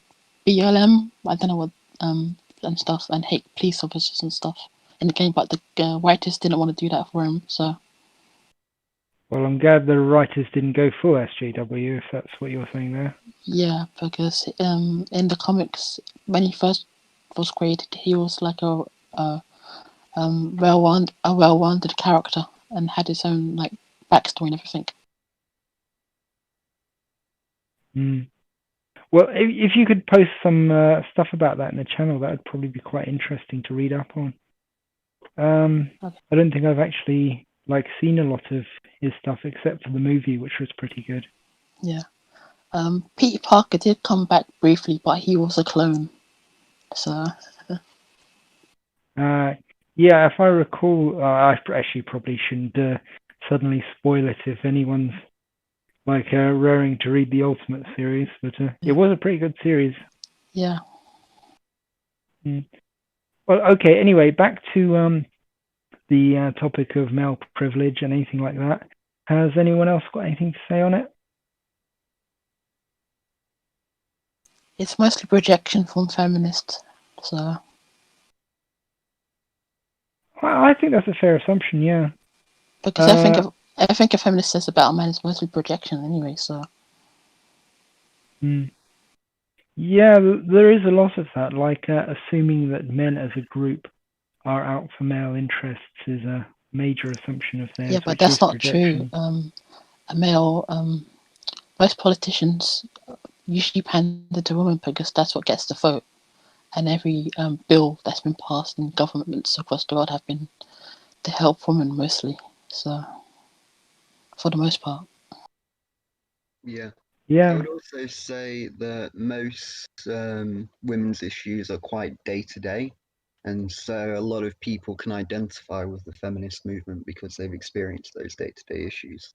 Whereas a lot of men's issues are not known so well. Yeah, like catcalling and stuff like that.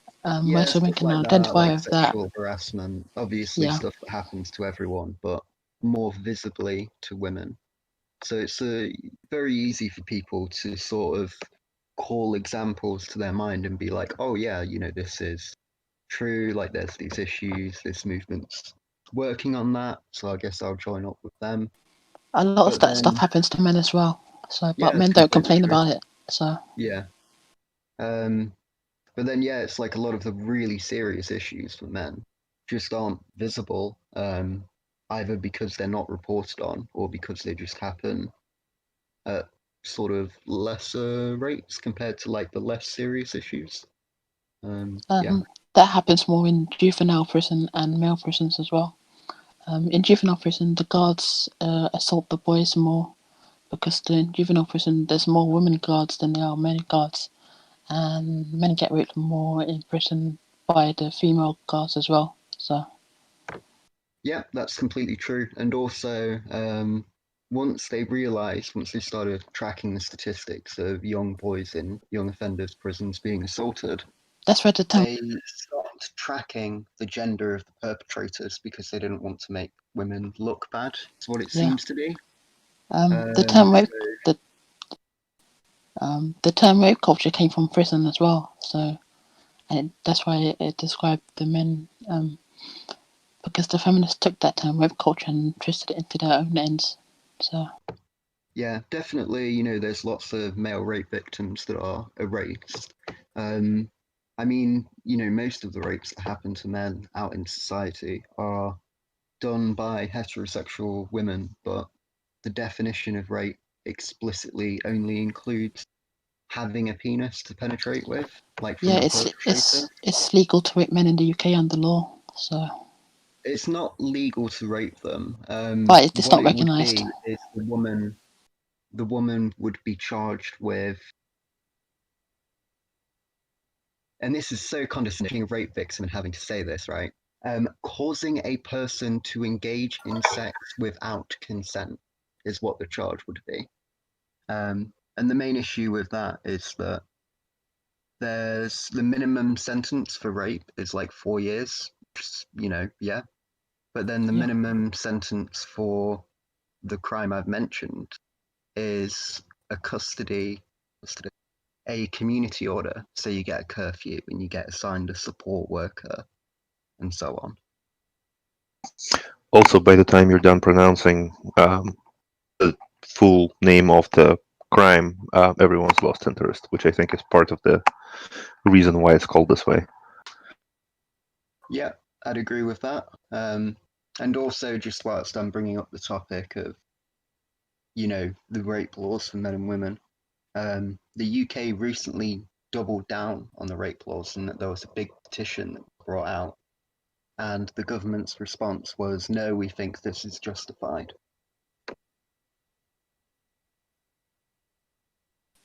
How long is the sentence now then?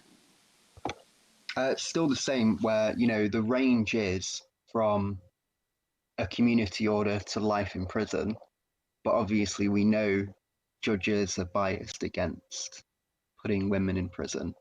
Like, women are Because you 2 won't fit the times likely narrative. to avoid them. Yeah, women are 2 times likely to avoid incarceration entirely compared to men, and they're also more likely to not even be charged, and so on. So, yeah, I mean, best to point out that, you know, in some sense, rape is decriminalized because very few male rapists are charged. But, you know, male rape, like from females, literally has no consequences. They can get away with it more easily, I guess.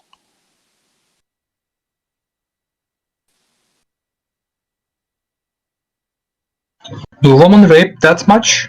What do you think the main drive for women to rape a man or approach with this intention? I think the underlying reason for this is the lies in woman's nature. Woman's more sexually adventurousness drives them to approach males with negative intentions, isn't it? I'm not sure I quite understand what you mean, sorry. Sorry, I can't understand either. Yeah. If you could only type things in the chat for now, that would be good. I'm sorry, I don't want to make you feel like you've been shoved in the naughty corner, but we really can't even tell single words out from what you're saying because there's so much interference. Okay. Thank you. I am sorry. Right. I don't know what he was saying, but going back to what we were talking about, I found that it's actually quite difficult to convince men who've been raped that they have in fact been raped sometimes.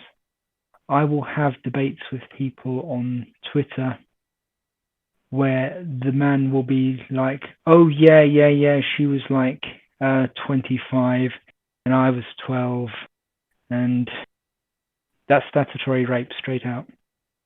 Like, there's no argument there.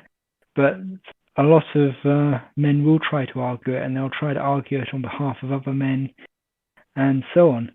And the thing is that if you go into a classroom as an attractive male teacher, you will have the straight girls in the class hitting on you.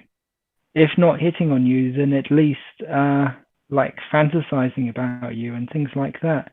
It's just a part of being an attractive young male teacher in a class full of girls who are just starting out looking for a boyfriend.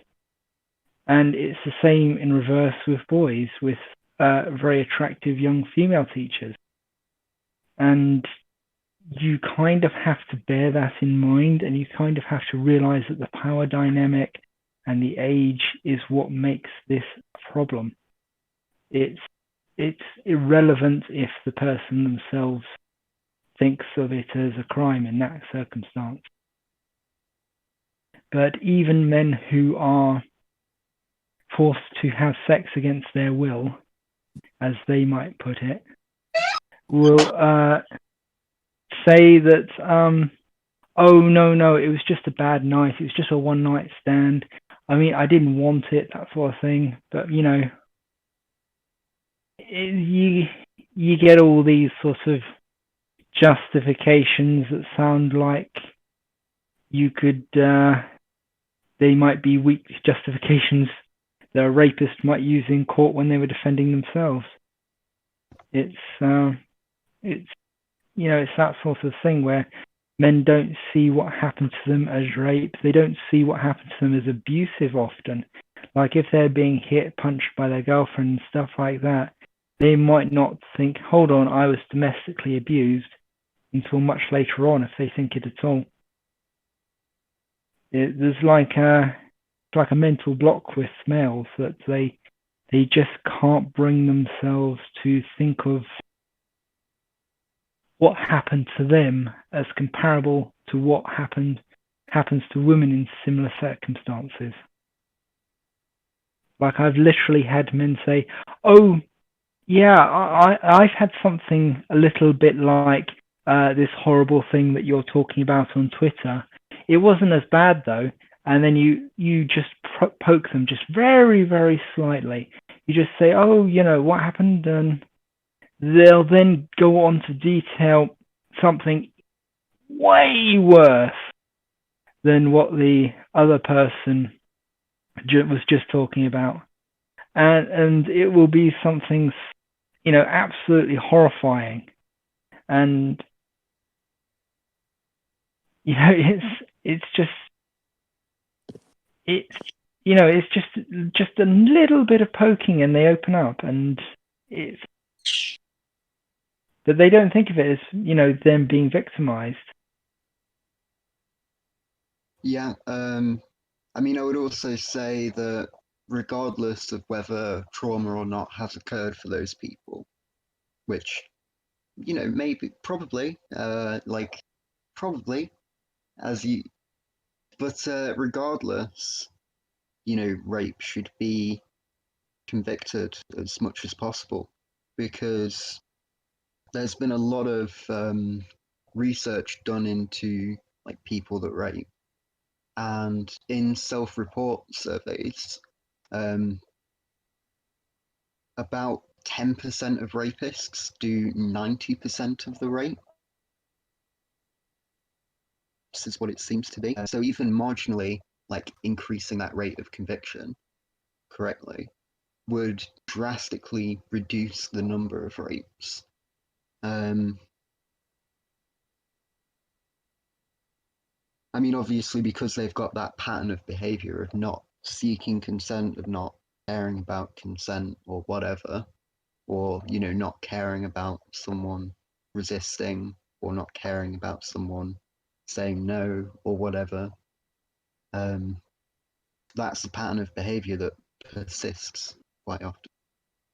So regardless of whether or not that experience for them was like horrific for them or not in their mind, doesn't really matter.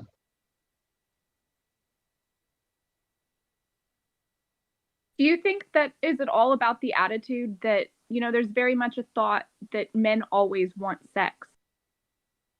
Like, that's a cultural thing. So do you think a lot of men that are victims, you know, they think, well, you know, anyone, because people with the teachers, like when female teachers abuse young boys, a lot of times will say, oh, they're lucky, you know? Yeah. I mean, yeah. See that kind of stuff.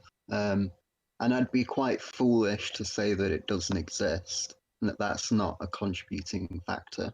But I think a lot of it is that women can't imagine themselves as rapists, like, or, you know, can't imagine any consequences. Like, it's just outside of the realm of what they could conceptualize. Sorry, what? Sorry? Am I cutting out? I'll lower my mic sensitivity for a sec. Yeah, I mean, a lot of the time women can't imagine themselves as like engaging in rape. They don't even believe that it's possible for them to rape, partly because of the reasons that you've described, but also partly, you know, women being convicted of rape isn't a thing, so there's also no consequences. So, you know, people who are abused, I'm trying to think of a stat now. In self-report surveys for male rape victims, about half of them report being domestically abused as well. And yeah, like I think that if awareness was raised for male rape and there was also consequences for male rape, then women as a whole would start asking for consent. Yeah, like as it stands now, gaining consent is seen as primarily a thing that men have to do for women. Even in college campuses and such, you know, we're quite often given classes that we should ask for consent, but it's not that people should ask for consent. Yeah, there shouldn't be any specificity in the gender and the definition of rape. Completely agree. I would say that this is sort of really a core part of what became MRA theory since 1970s. Certainly Warren Farrell already talked about this. This is part of what's called a gamma bias, essentially. There is an increased amount of sympathy for women and a decreased amount of sympathy for men, and at the same time an assumption of male hyper-agency, so everything that men do is willful and they're responsible for it, and hypo-agency for women, so nothing women do is their fault. And this really, really falls into the general pattern, and I think this is probably one of the more painful, areas where this is really, really visible. So when so you can have a situation where essentially a female teacher can blame a preteen boy for having the agency to go forward and engage in this inappropriate relationship and a statutory rape, whereas the reverse would not be afforded to a male teacher and a young girl.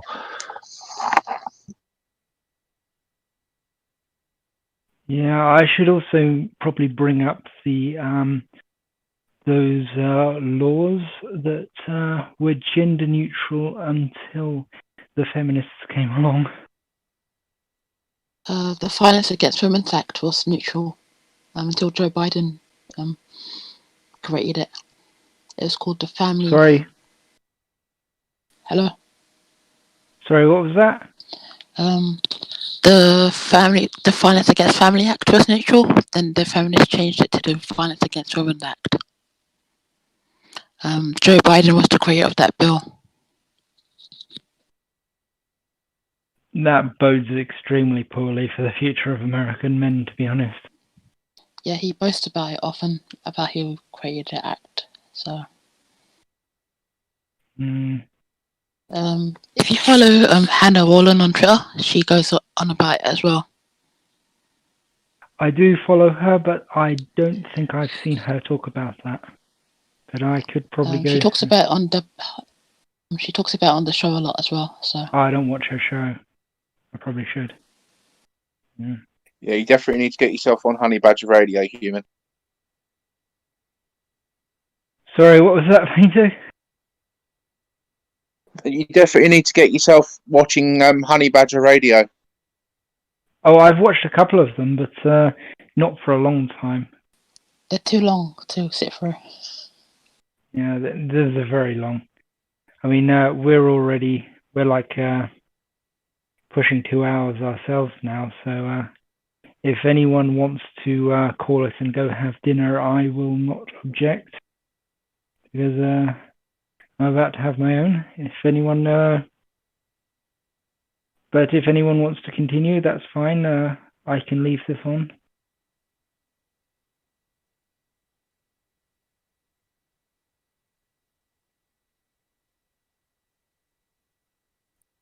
Someone had asked me a question earlier. I'm not actually sure who asked me. They wanted to know what my relation was with men, or what kind of relationships I wanted with men, I believe. Let me see what they asked. Is anyone on here who asked that? Don't think so. They said, what did they say? Oh my gosh. Yeah, it said, awesome, asked me your opinion and your relation to men and what type of relationship I'd want to be in with a man. I don't really know. Can you like clarify what you're asking? Like, I mean, I have relationships with men, but like, which kind of relationship? They posted it in chat. Your opinion, your relationship to men, and which type of relationship you want to be in with men. Yeah, well, I mean, I have a lot of relationships with men in my life. Like, what do you mean, like a romantic relationship? Well, both really, friendships and relationships, I guess. And then are you asking me like what I would value in a man, basically? I think that's what the question was implying. So. Okay. Well, I mean, so I have a relationship with my father. My father is very logical. I think I learned a lot from him. I really learned how to think well. I have a fiance. He's very intelligent, and I like that. I can have a disagreement with him, and it's never in an argument, you know. And he always keeps my mind like working. I have a master falconer, and I'm his apprentice. So, you know, I very much learn from him. My best friend is a male. Why do I value him though? Gosh, I don't even know. He's a weaker person than I usually surround myself by. It's pretty much a codependent relationship there. But are you saying like what I think a man should be? I just don't know exactly what the question is. Like what makes a good man? I mean, I think you've covered like romantically, sorry, not romantically, but you've covered like your relationship with your father, your friendship circle, like co-workers, I think.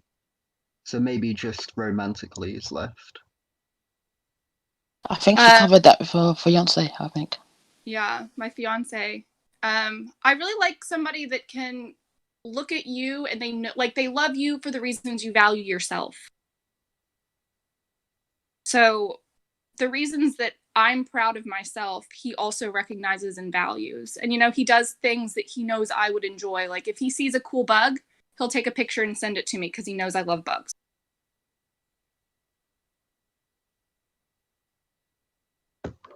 I mean, I would also ask you, just because I haven't met you before, are you like an MRA? Are you a feminist? Do you not identify with social movements? No, I would not consider myself a feminist at all. And I don't really think, I mean, I'd consider myself financially conservative if I had to pick one cause. Like, I think it would be a great idea to bring back debtor's prison. And most people don't agree with that, but... That's already back, by the way. So, thanks to child support. So, yeah, that's already back. I can't really understand what you're saying. Debtor's prison is already back. So... Already back? Yeah, because guys who can't pay child support go into debtor's prison. So... Yeah, that's true. I'm personally against it, but obviously this isn't really the time to discuss like political things like that. Yeah, I was just answering back. And it mostly affects men as well. So yeah, well, I'm mostly talking about negative debt, like overspending on credit cards and things like that. Not really things like home loans or student debt. But I got called a misogynist today, which was pretty interesting. Yeah. I posted something about Victorian fat shaming, and they were like, this is aimed at women, and it's very misogynistic. It makes me angry. Really? Yeah. Yeah, I mean, at the end of the day, you know your own intentions and what you really believe in. And don't let someone shame or bully you into not expressing them. Oh, I wouldn't. I mean, I think the quote applies to men just as well as it does to women. Just because it's written about a woman doesn't mean that, you know, it doesn't apply equally. It's so easy for people to get up in arms, though. Mm. Have you ever been told that you have internalized mahogany or whatever it is? I've been told that my personality would be much less charming if I was a man. Specifically. Don't you find that an That's, extremely misogynistic thing to say to a woman? Yes, but I also do realize that I get away with a lot more than, my male counterparts might. That I'm not held exactly to the same standard.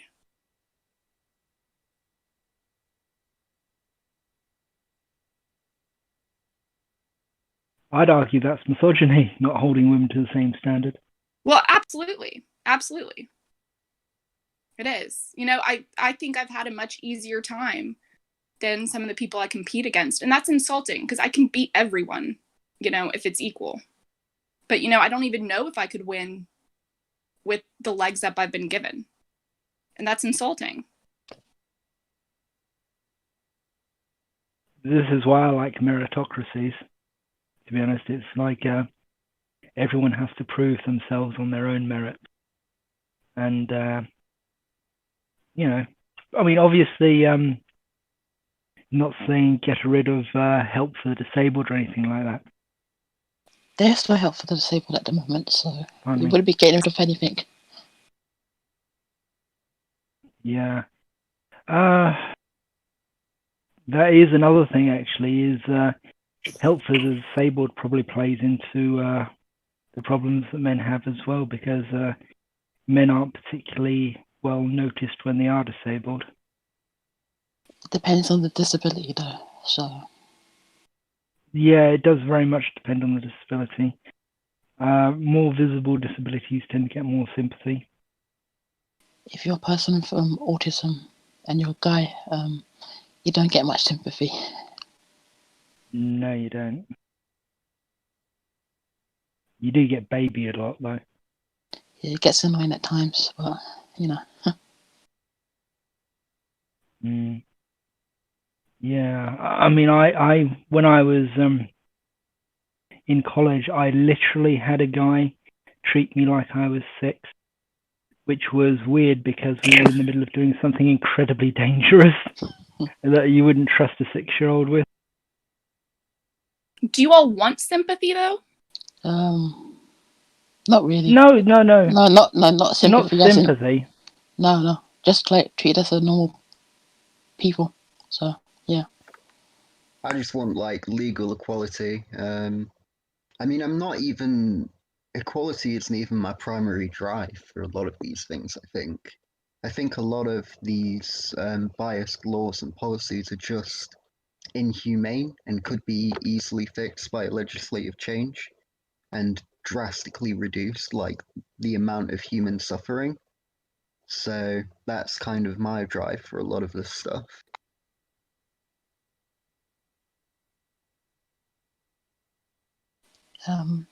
They won't release the figures about the amount of disabled people that have been killed due to the cuts. That's been happening a lot, so... Well, that means it's probably a lot. Yeah. The number's 800,000, but that's probably exaggerated, I guess. Yeah, and you also see, in hospitals due to COVID, they've been asking autistic people if they want to sign a DNR, which is a do not resuscitate order. Yeah, I had to do that, so I didn't sign it though, so... Good. But yeah, it's fucked up. They're just deciding that, autistic life is worth less, essentially. And it doesn't matter to me that they're males, but they are disproportionately male. And I think that has some bearing. I think if autistic people were disproportionately female, you get more funding. Wouldn't ask that, yeah. They actually have a system of points in the NHS at the moment where if you're male and you've got COVID, you are given a point which pays towards basically the more points you have, the less likely they are to put you on a ventilator. Oh, even the less help you get. Twice as likely to die. Lol.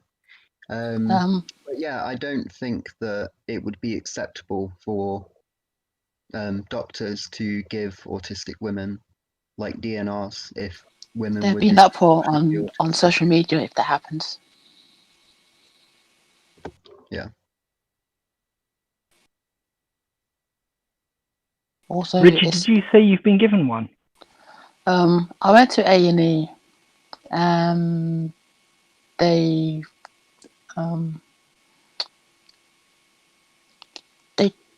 like piece of paper. I don't think it was the one that you were saying, but that I had to sign something.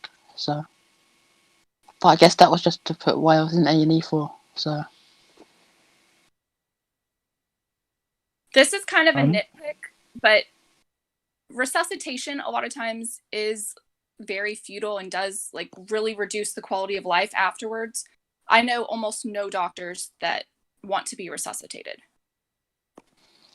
to given a choice, you're not really given a choice in that matter anyway. So, if you want to be resuscitated, don't sign the paper.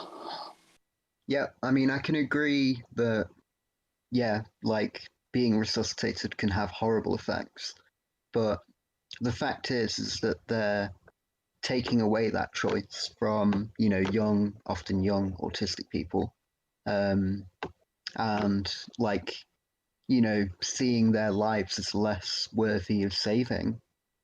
Because the thing about a do not resuscitate order as well is even if there's the resources to resuscitate you, they will not. So it's not just that, you know, oh, well, you know, lots of people are going to have to die due to COVID or whatever. If it was just in that circumstance, then that wouldn't be quite as bad. But it's literally marking that they will not save the lives of autistic people, in effect. I mean, I know resuscitate, you still do get medical care. So if you were to, like, let's say, have a really bad cut, you would be helped. But yeah, I mean, I think it's really inhumane to take away a person's right to be saved like that. And especially people that are, you know, often less able to understand what they're signing away. Like that, it's kind of disgusting and exploitative. I was just going to say that a lot of autistic people, they don't really understand forms. A lot of them have learning disabilities. Yeah, it's very difficult to read forms at times, so Yeah. I need someone to help me read it. Yeah. So if somebody puts a piece of paper in front of a great many autistics, they will just automatically sign it, assuming that it's in their best interest. And I think that's what Sometimes they're it's not in your counting best on. interest to sign it, so well, to sign anything really.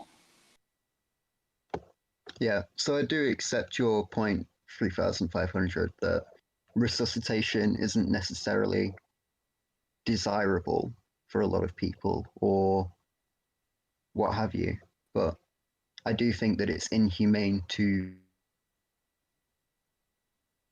effectively right, and it is taking that right away, not them opting out of it a lot of the time for the reasons that's described.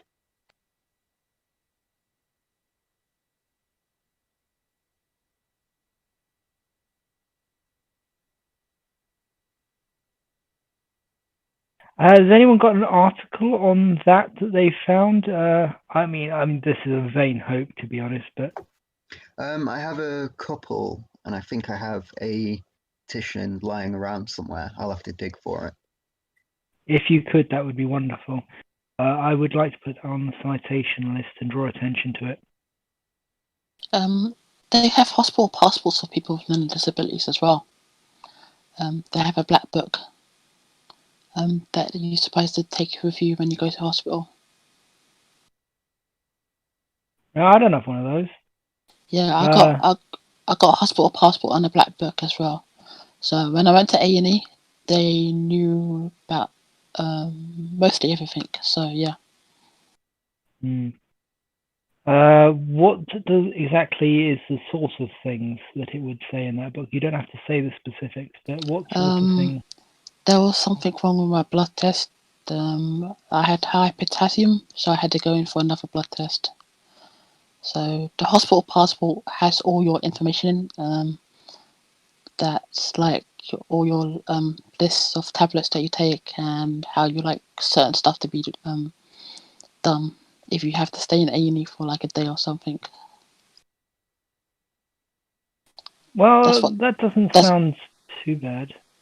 That's what the hospital passport's supposed to be there for. So, Mm.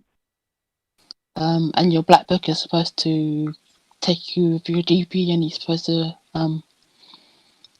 put certain information in your black book. So next time you go, you get to go over what you did the last time. Okay, I mean, those don't sound like bad things. In fact, I think they could help somebody with an extreme disability get through the hospital system.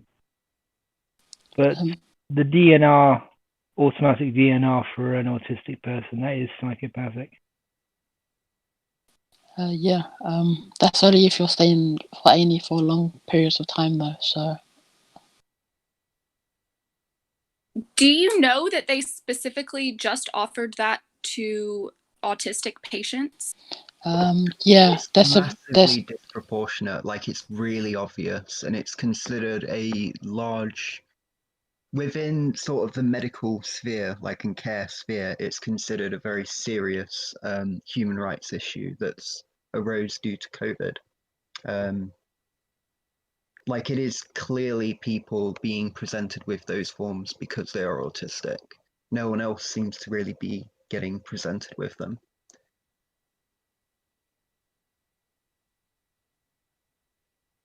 it's mostly I think it's mostly the men that are getting the forms as well. I'm not I sure should about that. imagine it is. Yeah. It probably is, because you get one of those special do not resuscitate points just for being male in hospital at the moment. It's, I mean, I don't If think you I could, explained it very well, but source me anything to do with this point system, I would really appreciate that. source you anything about it. Oh, talk to Blue Orange 22. He did a whole thing on it, and he actually talked to some NHS nurses about it, and he has all the sources and stuff. So just send him a direct message. All right, will do. Thanks. Or call him out in the sub. Actually, if you call him out on the Discord, it would probably alert a lot more people to this.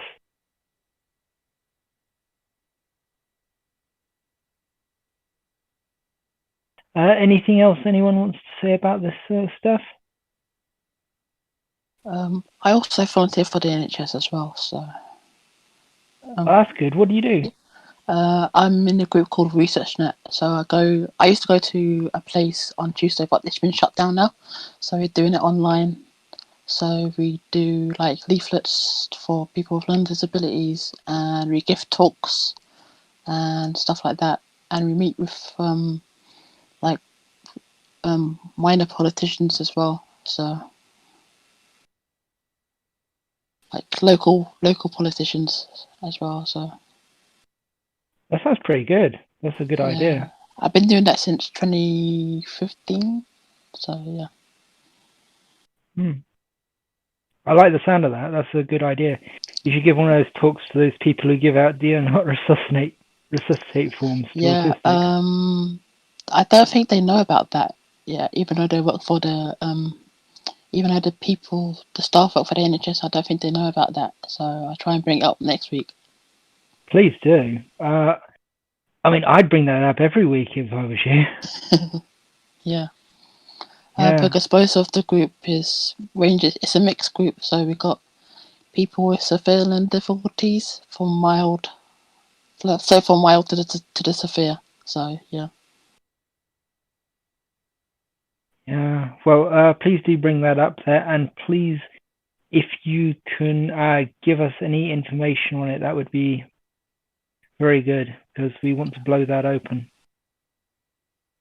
Can you put the spelling in the chat, because I can't spell that? The DNR recitations.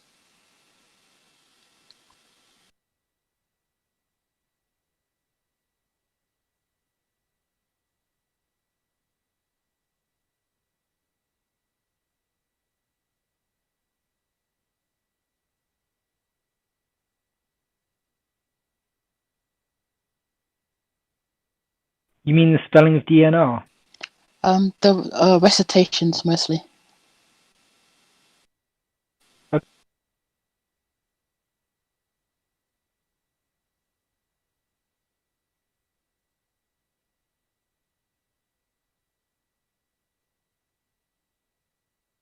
Oh, there you go. Yeah, I have trouble with words as well. That's why autocorrect is awesome, unless it's not. Okay. So you're saying? Autocorrect is very good. So if you know how to spell the word anyway, so Yeah, it can be if you know the first 3 letters or so. If you don't, then you're kind of screwed. Yeah, this whole do not resuscitate thing, it kind of has shades of, oh, they'll just do whatever we tell them to. most do as well. So Sorry, what? most people with learning difficulties will do what the people in authorities will tell them to do. So Yeah, it's a very common trait, born from years and years and years of being in that system. Well, anyway, does anyone else have anything to say or a new topic? It is getting on towards 7:30 though, and a lot of people are probably eating their dinner. So if anyone would like to stop, then I can call it here. That I think the DNR stuff sounds a whole lot like eugenics and like forced sterilization of people with mental illness and other disabilities that happened in the United States. It kind of smells of that. Yeah. Now you say that, it does have that sort of feeling, doesn't it? Yeah, I mean, there's a whole field of study called disability studies that, although very ideological, does come out with some very high quality research on these types of topics. You can see that, especially in like Japan, very much especially, has a lot of these kinds of practices of either killing or not helping disabled people. And also has a history of the kind of eugenics where, you know, those people are being killed or being sterilized so as not to produce like more of them. I'm doing quotations there because it's a bit ridiculous way of thinking. But yeah, definitely get in touch with some academics who do disability studies if you're interested more in that kind of stuff. That would be a good thing to get into, actually. Yeah. I bet they don't sterilize the siblings of those disabled people. Yeah, it is a very ideological topic of study. They frequently talk about kind of disregard the medical sides of disability and the effects that it has on your life, and just suggest that it's due to society and the way we think of them entirely, which I don't necessarily agree with. They also quite frequently advocate taking away various forms of support because it's not addressing the root issue, in quotation marks. And it's like, why are you going to do that? Like, maybe just have that support and then also work on the root issue as you see it. Yeah, that would kill people. Yep. Like, straight up, that would kill people. And it's things like, I've heard things like, take away yellow see-through paper sheets for dyslexics, and it's like, no, I'm dyslexic, fuck off. Yeah. I mean, I don't use those because I'm dyspraxic, although I was classed as dyslexic for a long time. I might have a bit of dyslexia, I'm not sure. But taking away the thing that lets dyslexics read like a normal person is, that is very ideologically driven, it sounds like. I'm liking these people less and less, to be honest. I mean, they are very well read, and they do have a lot of quality information and solutions as well. So I wouldn't, just throw them away. But yeah, they're to be taken with a grain of salt. Like, you have to evaluate their ideas, not just go, oh, well, you're a disability studies major, so you must know a lot. Yeah. Yeah, well, I mean, I wasn't going to. Yeah, maybe we could look into it. But you've kind of made it sound like they're a bit SJW about this, but in weirdly the opposite direction.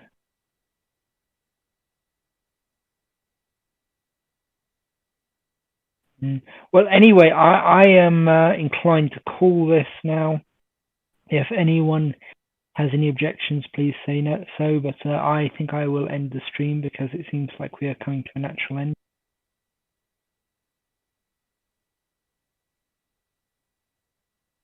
I'll speak to you guys later. All right then, Painter. Good night, everyone.